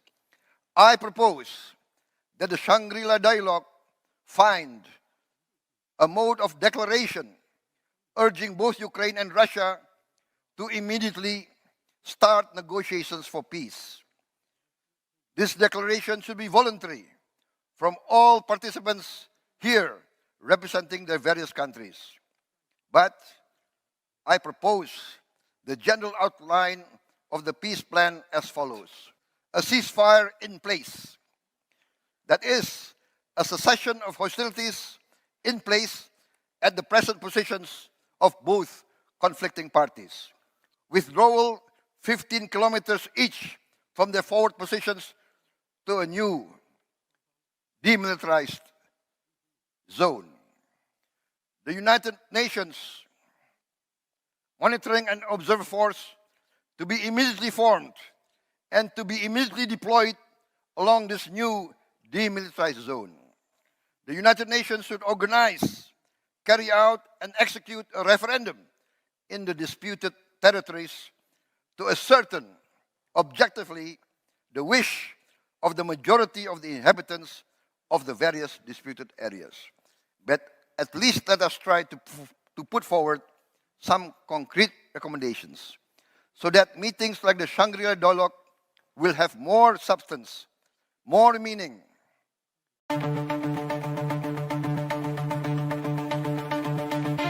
Ukraina menekankan inisiatif perdamaian dari Menteri Pertahanan Republik Indonesia Prabowo Subianto tak akan berhasil.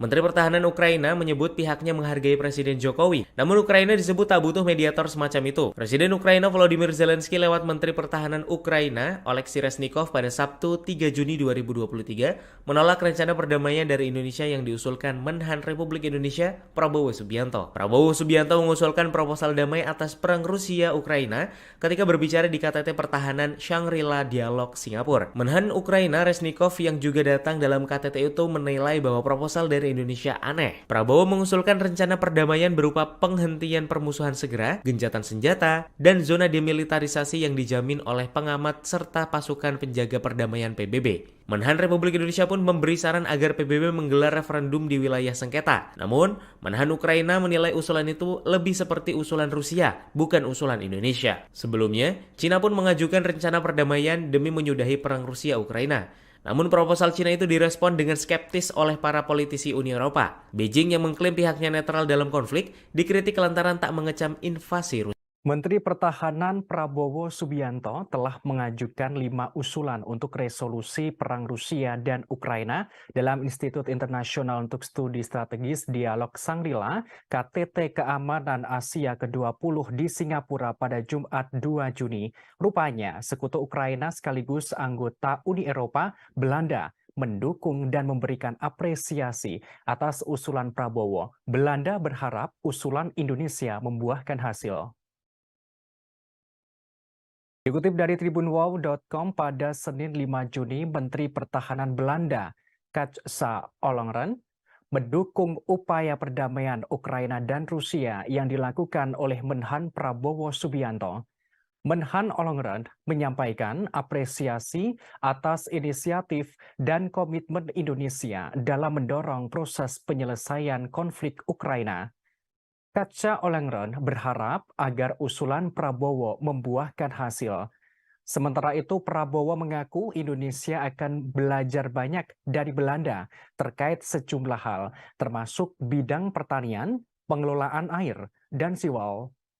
Menteri Pertahanan Prabowo mengucapkan terima kasih kepada Menteri Pertahanan Belanda atas undangan untuk mengadakan pertemuan bilateral kedua negara. Kedua menhan itu juga membahas berbagai isu dan kerjasama di bidang pertahanan.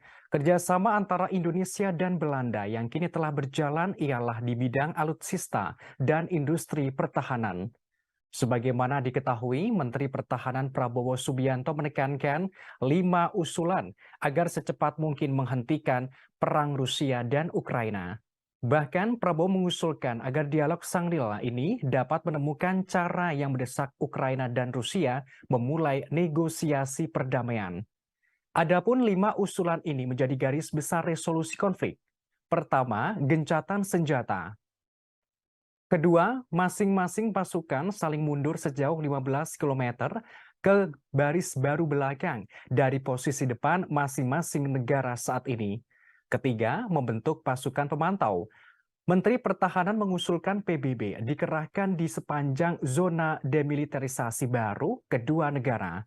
Keempat, pasukan pemantau dan ahli dari PBB meliputi dari kontingen dari negara-negara yang disepakati Ukraina dan Rusia.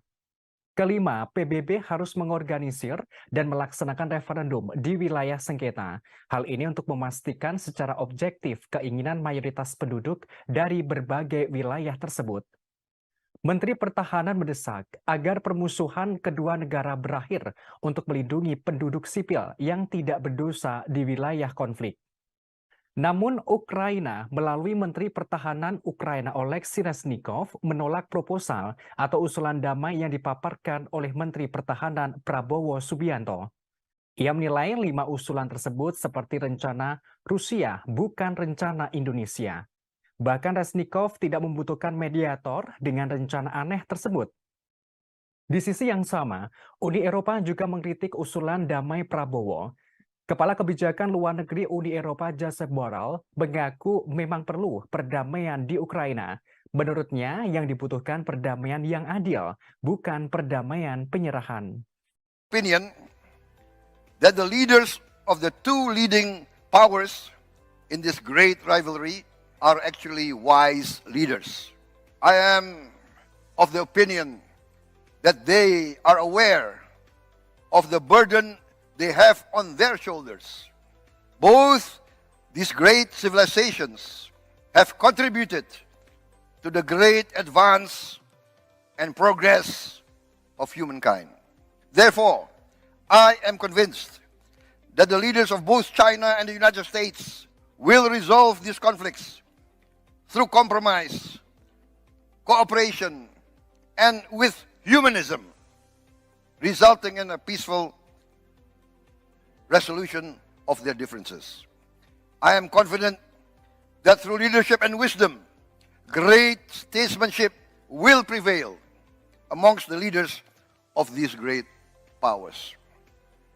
Perhaps I can be considered one of the eternal optimists. But this is, I think, not only my hope. Menteri Pertahanan Prabowo Subianto bertemu dengan Menteri Pertahanan Cina Li Shangfu di Shangri-La Hotel Singapura pada Minggu 4 Juni 2023 kemarin. Pertemuan ini dalam rangka meningkatkan kerjasama Republik Indonesia dengan negeri tirai bambu tersebut. Dalam pertemuan itu, Prabowo menyatakan mendukung penuh optimalisasi hubungan Indonesia dan Cina guna mencapai kemitraan strategis yang komprehensif.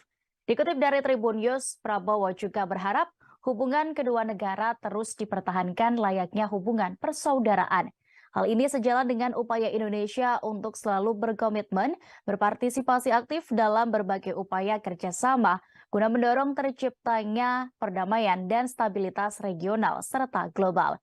Dalam pertemuan sebelumnya, Menhan Prabowo sempat menyinggung Amerika Serikat dan Cina soal perdamaian dunia. Menurutnya, kedua negara itu mendominasi situasi geopolitik saat ini. Ia menilai Amerika Serikat dan Cina memiliki tanggung jawab dengan menunjukkan sikap bijaksana dalam menjaga perdamaian dunia. Hal ini disampaikan Prabowo dalam Institut Internasional untuk Studi Strategis atau IISS Dialog Shangri-La KTT Keamanan Asia ke-20 di Singapura pada Jumat 2 Juni lalu.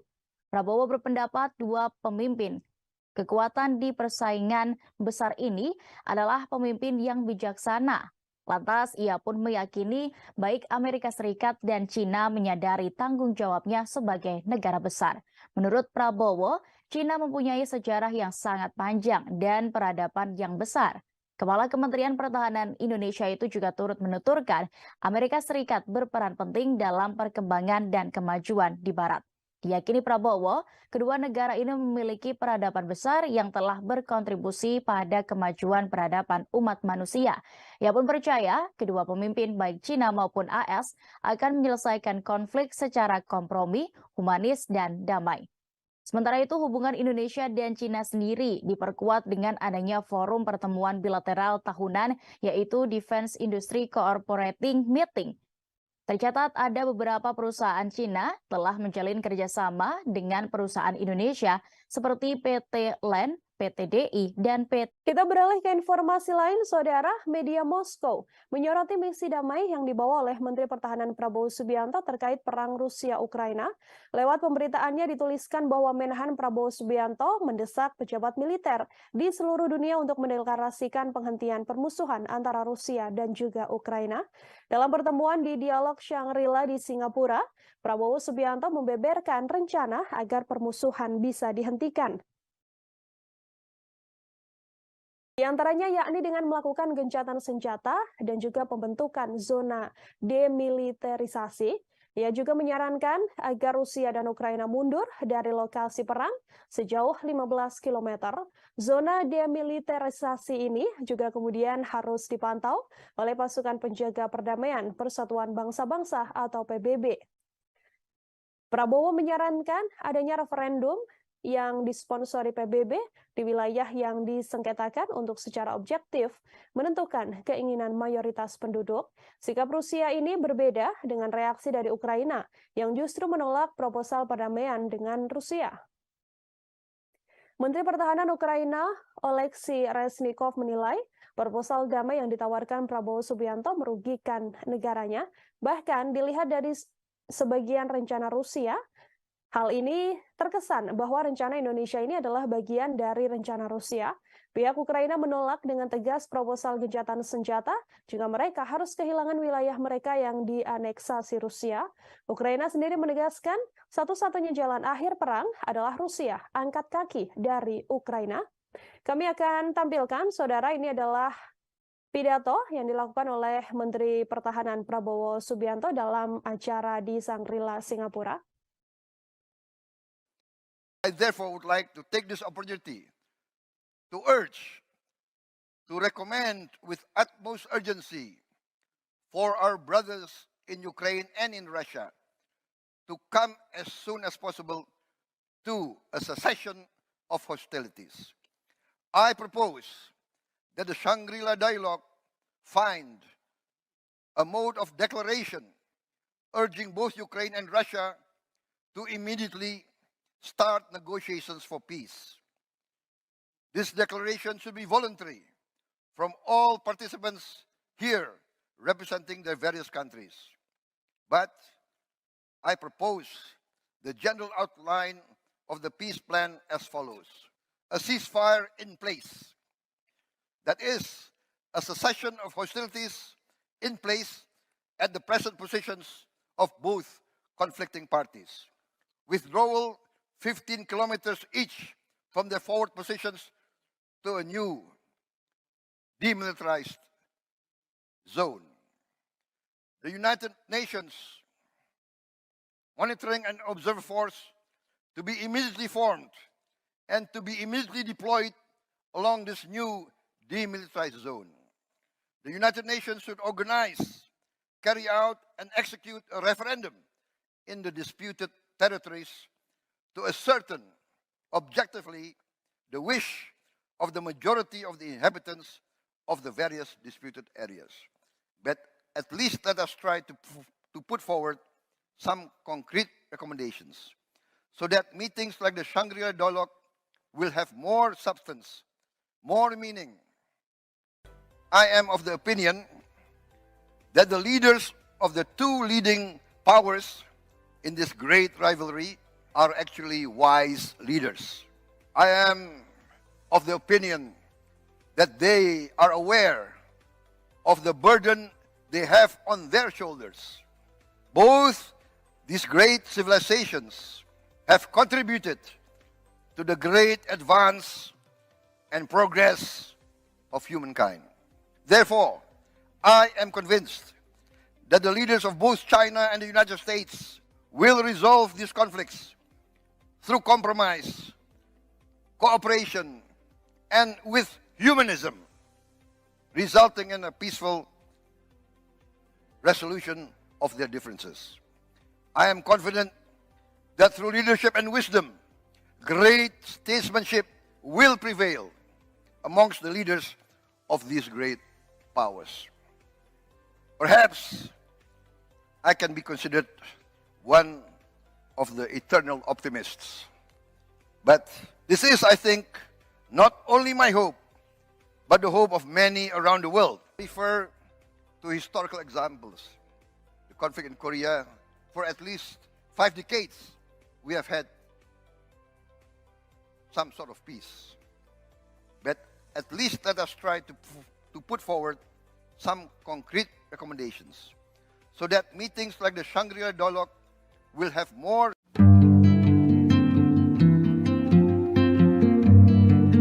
Ukraina memberikan respon yang sangat berbeda ketika Presiden Jokowi dan Menhan Prabowo sama-sama mengusulkan perdamaian perang dengan Rusia. Diketahui Prabowo telah mengajukan proposal perdamaian perang dalam forum International Institute for Strategic Studies atau IISS Shangri-La Dialogue pada 2023 di Singapura. Prabowo mengusulkan gencatan senjata dan pembentukan zona demilitarisasi. Ia juga menyarankan agar Rusia dan Ukraina mundur dari lokasi perang sejauh 15 km. Namun, proposal damai itu langsung ditolak keras oleh Ukraina, bahkan menyebutnya pro-Rusia. Sebelumnya, inisiatif perdamaian sudah dilakukan saat Presiden Jokowi berkunjung ke Kiev dan Moskow pada tahun lalu. Dalam kesempatan itu, Jokowi menawarkan untuk menengahi pembicaraan damai antara kedua pemimpin. Bahkan, Jokowi siap menjadi perantara antara kedua negara. Saat itu Jokowi menekankan berdialog menjadi hal penting. Tawaran Jokowi saat itu untuk menjadi perantara disambut baik oleh Ukraina.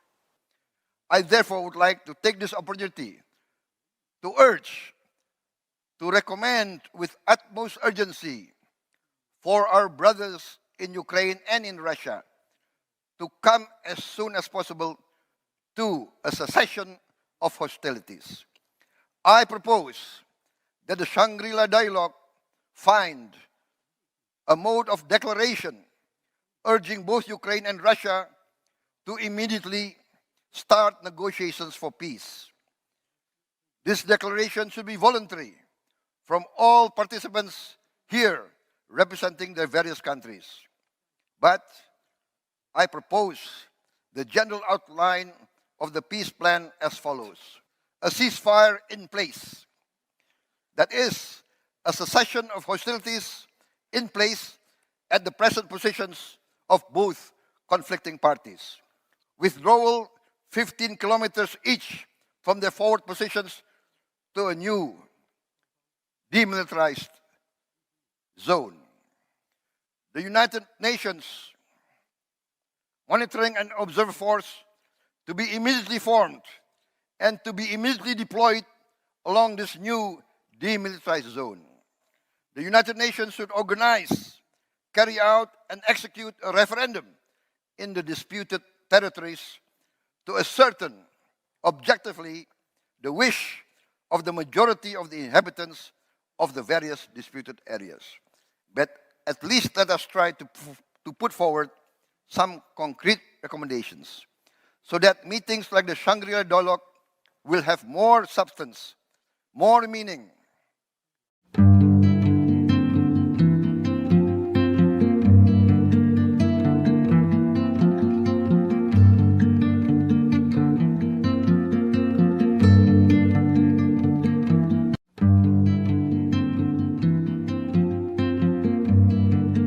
Menteri Pertahanan Republik Indonesia Prabowo Subianto mengajukan proposal perdamaian perang Rusia-Ukraina dalam forum International Institute for Strategic Studies atau IISS Shangri-La Dialogue 2023 di Singapura.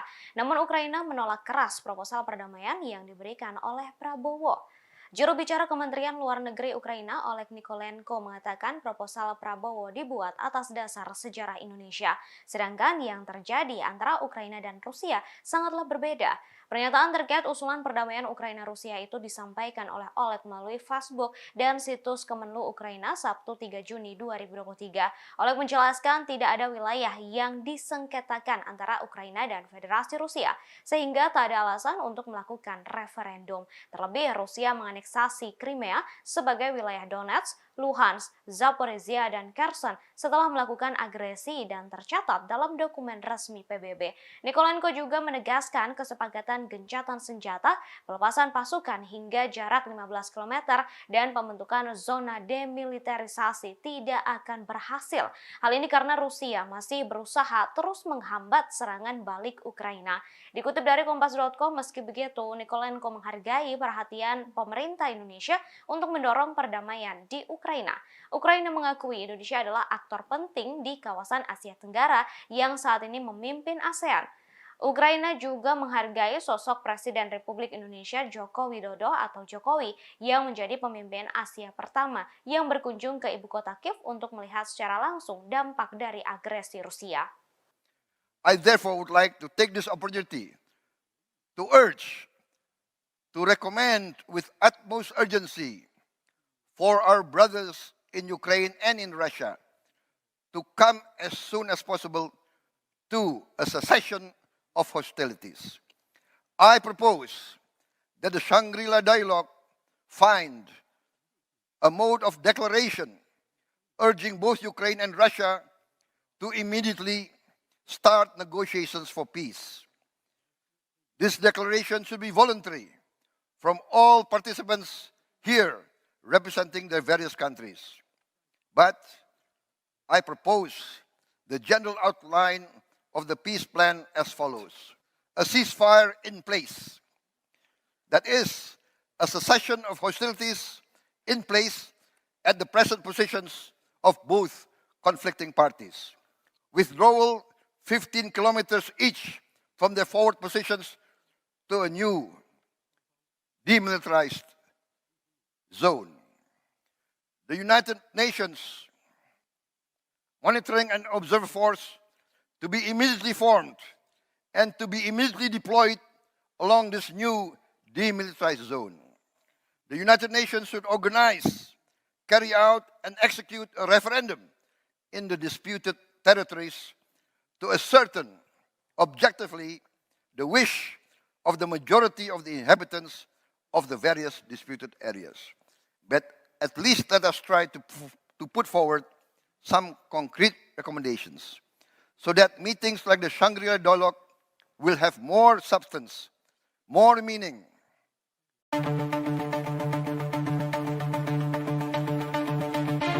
Ukraina menekankan inisiatif perdamaian dari Menteri Pertahanan Republik Indonesia Prabowo Subianto tak akan berhasil.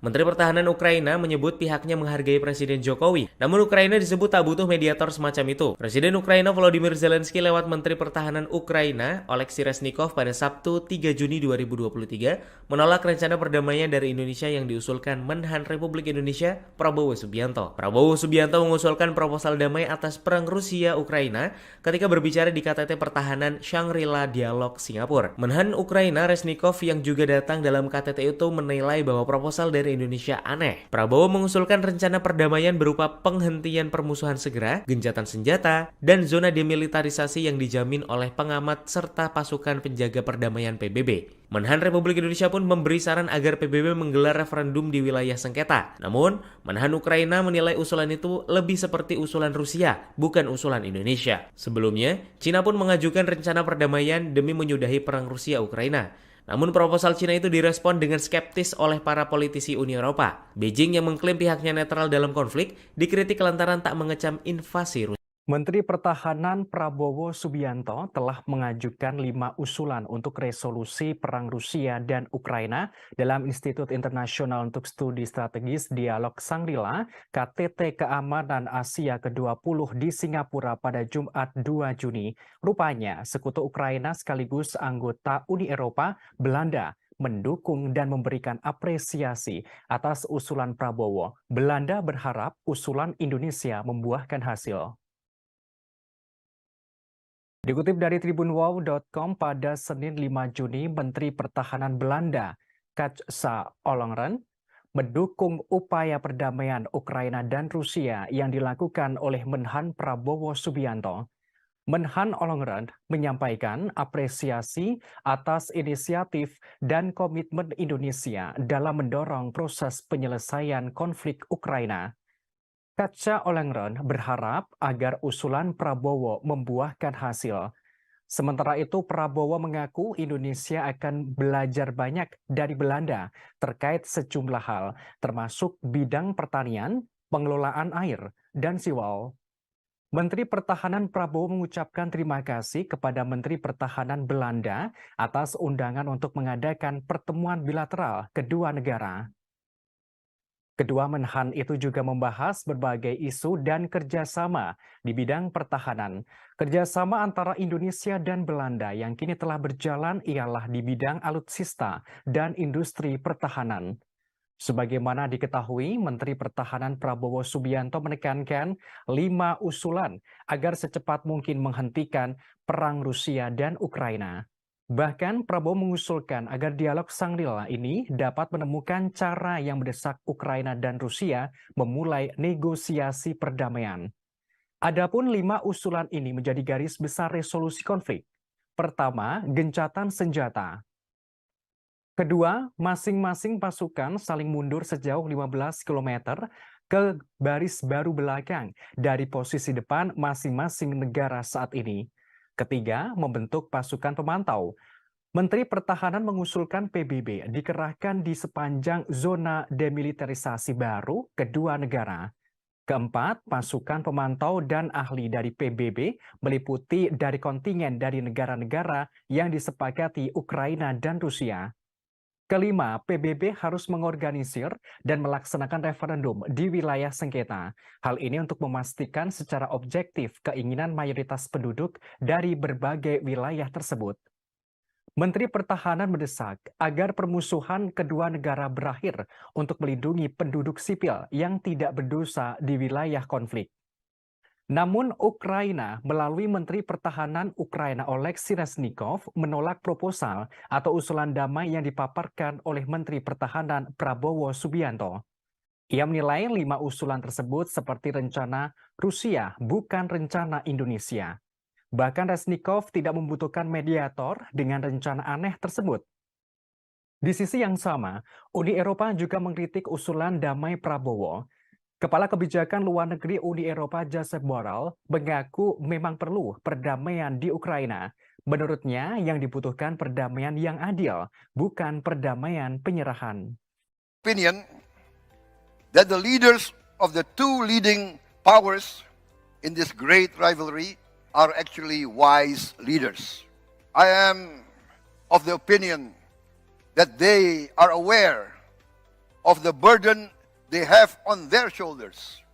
Both these great civilizations have contributed to the great advance and progress of humankind. Therefore, I am convinced that the leaders of both China and the United States will resolve these conflicts through compromise, cooperation, and with humanism, resulting in a peaceful resolution of their differences. I am confident that through leadership and wisdom, great statesmanship will prevail amongst the leaders of these great powers. Perhaps I can be considered one of the eternal optimists. But this is, I think, not only my hope. Menteri Pertahanan Prabowo Subianto bertemu dengan Menteri Pertahanan Cina Li Shangfu di Shangri-La Hotel Singapura pada Minggu 4 Juni 2023 kemarin. Pertemuan ini dalam rangka meningkatkan kerjasama Republik Indonesia dengan negeri tirai bambu tersebut. Dalam pertemuan itu, Prabowo menyatakan mendukung penuh optimalisasi hubungan Indonesia dan Cina guna mencapai kemitraan strategis yang komprehensif. Dikutip dari Tribun News, Prabowo juga berharap hubungan kedua negara terus dipertahankan layaknya hubungan persaudaraan. Hal ini sejalan dengan upaya Indonesia untuk selalu berkomitmen berpartisipasi aktif dalam berbagai upaya kerjasama guna mendorong terciptanya perdamaian dan stabilitas regional serta global. Dalam pertemuan sebelumnya, Menhan Prabowo sempat menyinggung Amerika Serikat dan Cina soal perdamaian dunia. Menurutnya, kedua negara itu mendominasi situasi geopolitik saat ini. Ia menilai Amerika Serikat dan Cina memiliki tanggung jawab dengan menunjukkan sikap bijaksana dalam menjaga perdamaian dunia. Hal ini disampaikan Prabowo dalam Institut Internasional untuk Studi Strategis atau IISS Dialog Shangri-La KTT Keamanan Asia ke-20 di Singapura pada Jumat 2 Juni lalu. Prabowo berpendapat dua pemimpin kekuatan di persaingan besar ini adalah pemimpin yang bijaksana. Lantas ia pun meyakini baik Amerika Serikat dan China menyadari tanggung jawabnya sebagai negara besar. Menurut Prabowo, China mempunyai sejarah yang sangat panjang dan peradaban yang besar. Kepala Kementerian Pertahanan Indonesia itu juga turut menuturkan Amerika Serikat berperan penting dalam perkembangan dan kemajuan di Barat. Diyakini Prabowo, kedua negara ini memiliki peradaban besar yang telah berkontribusi pada kemajuan peradaban umat manusia. Ia pun percaya kedua pemimpin baik China maupun AS akan menyelesaikan konflik secara kompromi, humanis, dan damai. Sementara itu, hubungan Indonesia dan China sendiri diperkuat dengan adanya forum pertemuan bilateral tahunan, yaitu Defense Industry Cooperating Meeting. Tercatat ada beberapa perusahaan Cina telah menjalin kerjasama dengan perusahaan Indonesia seperti PT LAN, PT DI, dan PT. Kita beralih ke informasi lain, Saudara. Media Moskow menyoroti misi damai yang dibawa oleh Menteri Pertahanan Prabowo Subianto terkait perang Rusia-Ukraina. Lewat pemberitaannya dituliskan bahwa Menhan Prabowo Subianto mendesak pejabat militer di seluruh dunia untuk mendeklarasikan penghentian permusuhan antara Rusia dan juga Ukraina. Dalam pertemuan di Dialog Shangri-La di Singapura, Prabowo Subianto membeberkan rencana agar permusuhan bisa dihentikan. Di antaranya yakni dengan melakukan gencatan senjata dan juga pembentukan zona demilitarisasi. Ia juga menyarankan agar Rusia dan Ukraina mundur dari lokasi perang sejauh 15 km. Zona demilitarisasi ini juga kemudian harus dipantau oleh pasukan penjaga perdamaian Persatuan Bangsa-Bangsa atau PBB. Prabowo menyarankan adanya referendum yang disponsori PBB di wilayah yang disengketakan untuk secara objektif menentukan keinginan mayoritas penduduk. Sikap Rusia ini berbeda dengan reaksi dari Ukraina yang justru menolak proposal perdamaian dengan Rusia. Menteri Pertahanan Ukraina Oleksiy Reznikov menilai proposal damai yang ditawarkan Prabowo Subianto merugikan negaranya. Bahkan dilihat dari sebagian rencana Rusia, hal ini terkesan bahwa rencana Indonesia ini adalah bagian dari rencana Rusia. Pihak Ukraina menolak dengan tegas proposal gencatan senjata jika mereka harus kehilangan wilayah mereka yang dianeksasi Rusia. Ukraina sendiri menegaskan satu-satunya jalan akhir perang adalah Rusia angkat kaki dari Ukraina. Kami akan tampilkan, Saudara, ini adalah pidato yang dilakukan oleh Menteri Pertahanan Prabowo Subianto dalam acara di Shangri-La, Singapura. I therefore would like to take this opportunity to urge, to recommend with utmost urgency for our brothers in Ukraine and in Russia to come as soon as possible to a cessation of hostilities. I propose that the Shangri-La dialogue find a mode of declaration urging both Ukraine and Russia to immediately start negotiations for peace. This declaration should be voluntary from all participants here representing their various countries. But I propose the general outline of the peace plan as follows. A ceasefire in place. That is, a cessation of hostilities in place at the present positions of both conflicting parties. Withdrawal 15 kilometers each from their forward positions to a new demilitarized zone. The United Nations Monitoring and Observer Force to be immediately formed and to be immediately deployed along this new demilitarized zone. The United Nations should organize, carry out, and execute a referendum in the disputed territories to ascertain objectively the wish of the majority of the inhabitants of the various disputed areas. But at least let us try to to put forward some concrete recommendations so that meetings like the Shangri-La dialogue will have more substance, more meaning. I am of the opinion that the leaders of the two leading powers in this great rivalry are actually wise leaders. I am of the opinion that they are aware of the burden they have on their shoulders.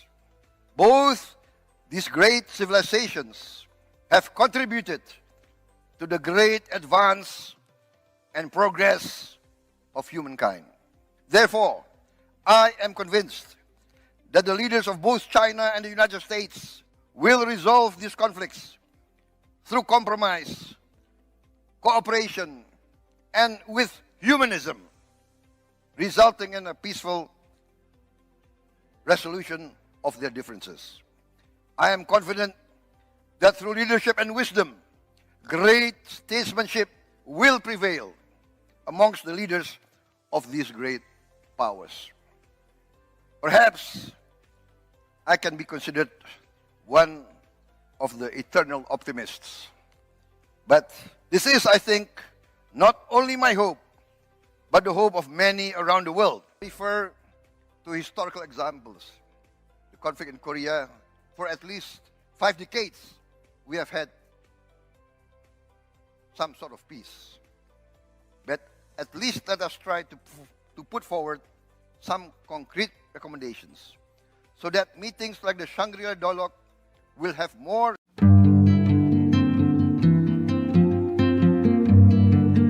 Ukraina memberikan respon yang sangat berbeda ketika Presiden Jokowi dan Menhan Prabowo sama-sama mengusulkan perdamaian perang dengan Rusia.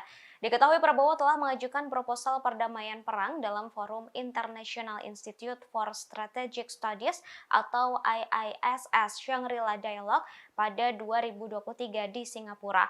Prabowo mengusulkan gencatan senjata dan pembentukan zona demilitarisasi. Ia juga menyarankan agar Rusia dan Ukraina mundur dari lokasi perang sejauh 15 km. Namun, proposal damai itu langsung ditolak keras oleh Ukraina, bahkan menyebutnya pro-Rusia.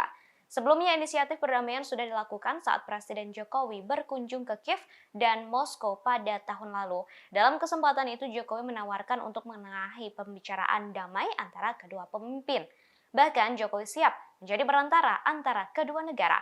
Saat itu Jokowi menekankan berdialog menjadi hal penting. Tawaran Jokowi saat itu untuk menjadi perantara disambut baik oleh Ukraina.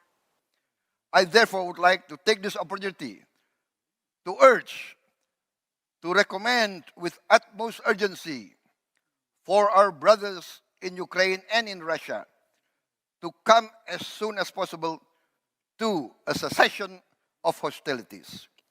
I propose that the Shangri-La dialogue find a mode of declaration urging both Ukraine and Russia to immediately start negotiations for peace. This declaration should be voluntary from all participants here representing their various countries. But I propose the general outline of the peace plan as follows.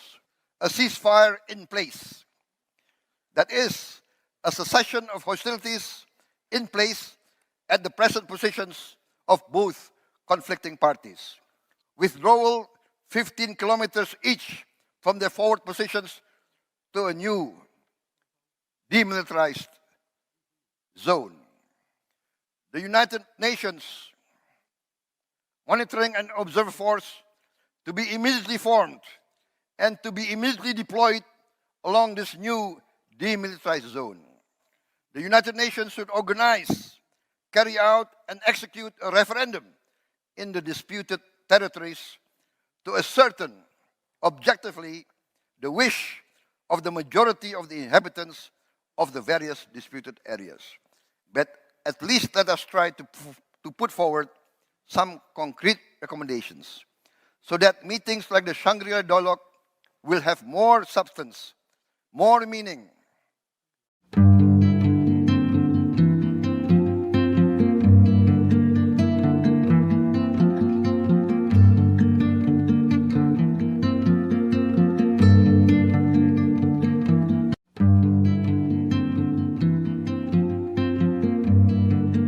Menteri Pertahanan Republik Indonesia Prabowo Subianto mengajukan proposal perdamaian perang Rusia-Ukraina dalam Forum International Institute for Strategic Studies atau IISS Shangri-La Dialogue 2023 di Singapura. Namun Ukraina menolak keras proposal perdamaian yang diberikan oleh Prabowo. Juru bicara Kementerian Luar Negeri Ukraina, Oleg Nikolenko, mengatakan proposal Prabowo dibuat atas dasar sejarah Indonesia, sedangkan yang terjadi antara Ukraina dan Rusia sangatlah berbeda. Pernyataan terkait usulan perdamaian Ukraina-Rusia itu disampaikan oleh Oleg melalui Facebook dan situs Kemenlu Ukraina Sabtu 3 Juni 2023. Oleg menjelaskan tidak ada wilayah yang disengketakan antara Ukraina dan Federasi Rusia, sehingga tak ada alasan untuk melakukan referendum. Terlebih, Rusia menganeksasi Crimea sebagai wilayah Donetsk, Luhansk, Zaporizhia, dan Kherson setelah melakukan agresi dan tercatat dalam dokumen resmi PBB. Nikolenko juga menegaskan kesepakatan gencatan senjata, pelepasan pasukan hingga jarak 15 km, dan pembentukan zona demilitarisasi tidak akan berhasil. Hal ini karena Rusia masih berusaha terus menghambat serangan balik Ukraina. Dikutip dari Kompas.com, meski begitu, Nikolenko menghargai perhatian pemerintah Indonesia untuk mendorong perdamaian di Ukraina. Ukraina mengakui Indonesia adalah aktor penting di kawasan Asia Tenggara yang saat ini memimpin ASEAN. Ukraina juga menghargai sosok Presiden Republik Indonesia Joko Widodo atau Jokowi yang menjadi pemimpin Asia pertama yang berkunjung ke ibu kota Kiev untuk melihat secara langsung dampak dari agresi Rusia. I therefore would like to take this opportunity to urge, to recommend with utmost urgency for our brothers in Ukraine and in Russia to come as soon as possible to a cessation of hostilities.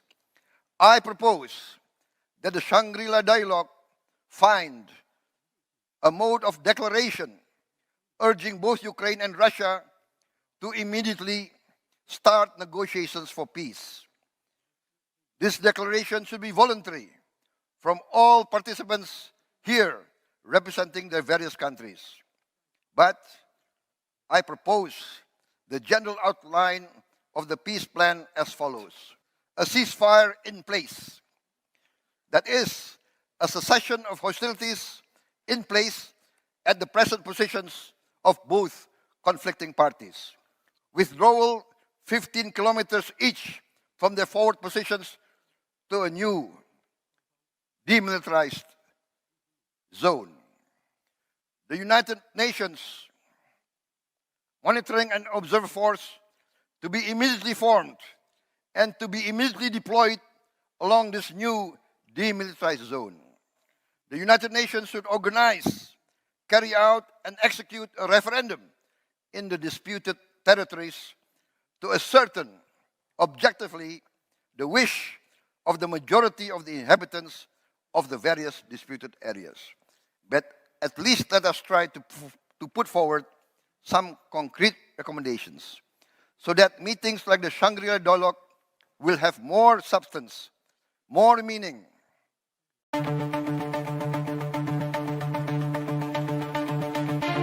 Ukraina menekankan inisiatif perdamaian dari Menteri Pertahanan Republik Indonesia Prabowo Subianto tak akan berhasil. Menteri Pertahanan Ukraina menyebut pihaknya menghargai Presiden Jokowi, namun Ukraina disebut tak butuh mediator semacam itu. Presiden Ukraina Volodymyr Zelensky lewat Menteri Pertahanan Ukraina Oleksiy Reznikov pada Sabtu 3 Juni 2023 menolak rencana perdamaian dari Indonesia yang diusulkan Menhan Republik Indonesia Prabowo Subianto. Prabowo Subianto mengusulkan proposal damai atas perang Rusia-Ukraina ketika berbicara di KTT Pertahanan Shangri-La Dialogue Singapura. Menhan Ukraina Reznikov yang juga datang dalam KTT itu menilai bahwa proposal dari Indonesia aneh. Prabowo mengusulkan rencana perdamaian berupa penghentian permusuhan segera, gencatan senjata, dan zona demilitarisasi yang dijamin oleh pengamat serta pasukan penjaga perdamaian PBB. Menhan Republik Indonesia pun memberi saran agar PBB menggelar referendum di wilayah sengketa. Namun, Menhan Ukraina menilai usulan itu lebih seperti usulan Rusia, bukan usulan Indonesia. Sebelumnya, Cina pun mengajukan rencana perdamaian demi menyudahi perang Rusia-Ukraina. Namun proposal Cina itu direspon dengan skeptis oleh para politisi Uni Eropa. Beijing yang mengklaim pihaknya netral dalam konflik dikritik lantaran tak mengecam invasi Rusia. Menteri Pertahanan Prabowo Subianto telah mengajukan 5 usulan untuk resolusi perang Rusia dan Ukraina dalam Institut Internasional untuk Studi Strategis Dialog Shangri-La KTT Keamanan Asia ke-20 di Singapura pada Jumat 2 Juni. Rupanya, sekutu Ukraina sekaligus anggota Uni Eropa, Belanda, mendukung dan memberikan apresiasi atas usulan Prabowo. Belanda berharap usulan Indonesia membuahkan hasil. Dikutip dari tribunwow.com pada Senin 5 Juni, Menteri Pertahanan Belanda, Kajsa Ollongren, mendukung upaya perdamaian Ukraina dan Rusia yang dilakukan oleh Menhan Prabowo Subianto. Menhan Ollongren menyampaikan apresiasi atas inisiatif dan komitmen Indonesia dalam mendorong proses penyelesaian konflik Ukraina. Kajsa Ollongren berharap agar usulan Prabowo membuahkan hasil. Sementara itu, Prabowo mengaku Indonesia akan belajar banyak dari Belanda terkait sejumlah hal, termasuk bidang pertanian, pengelolaan air, dan siwal. Menteri Pertahanan Prabowo mengucapkan terima kasih kepada Menteri Pertahanan Belanda atas undangan untuk mengadakan pertemuan bilateral kedua negara. Kedua menhan itu juga membahas berbagai isu dan kerjasama di bidang pertahanan. Kerjasama antara Indonesia dan Belanda yang kini telah berjalan ialah di bidang alutsista dan industri pertahanan.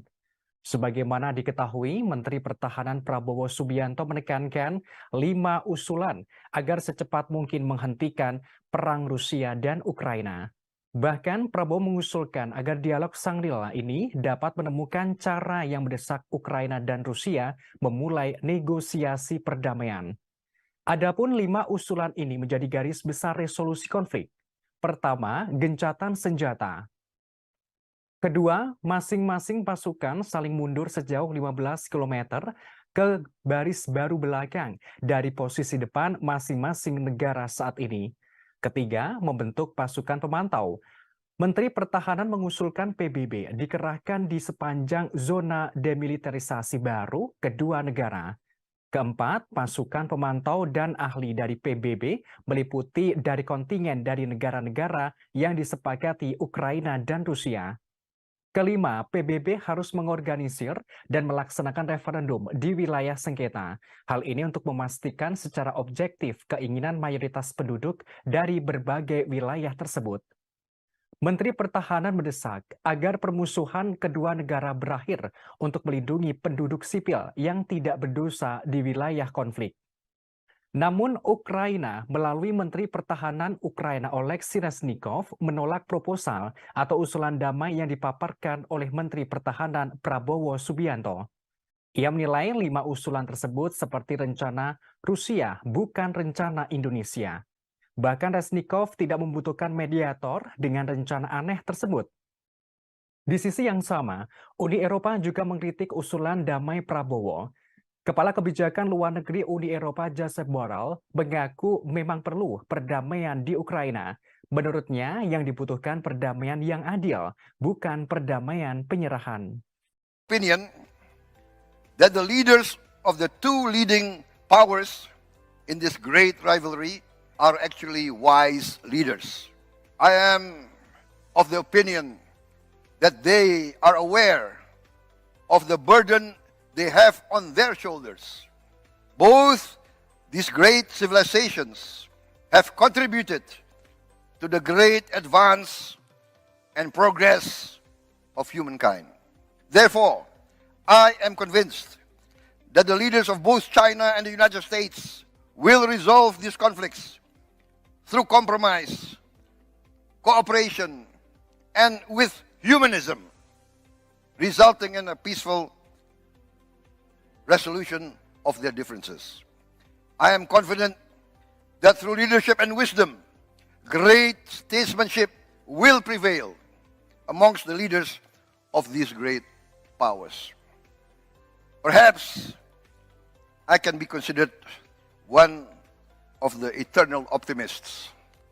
But this is, I think, not only my hope, Menteri Pertahanan Prabowo Subianto bertemu dengan Menteri Pertahanan Cina Li Shangfu di Shangri-La Hotel Singapura pada Minggu 4 Juni 2023 kemarin. Pertemuan ini dalam rangka meningkatkan kerjasama Republik Indonesia dengan negeri tirai bambu tersebut. Dalam pertemuan itu, Prabowo menyatakan mendukung penuh optimalisasi hubungan Indonesia dan Cina guna mencapai kemitraan strategis yang komprehensif. Dikutip dari Tribun News, Prabowo juga berharap hubungan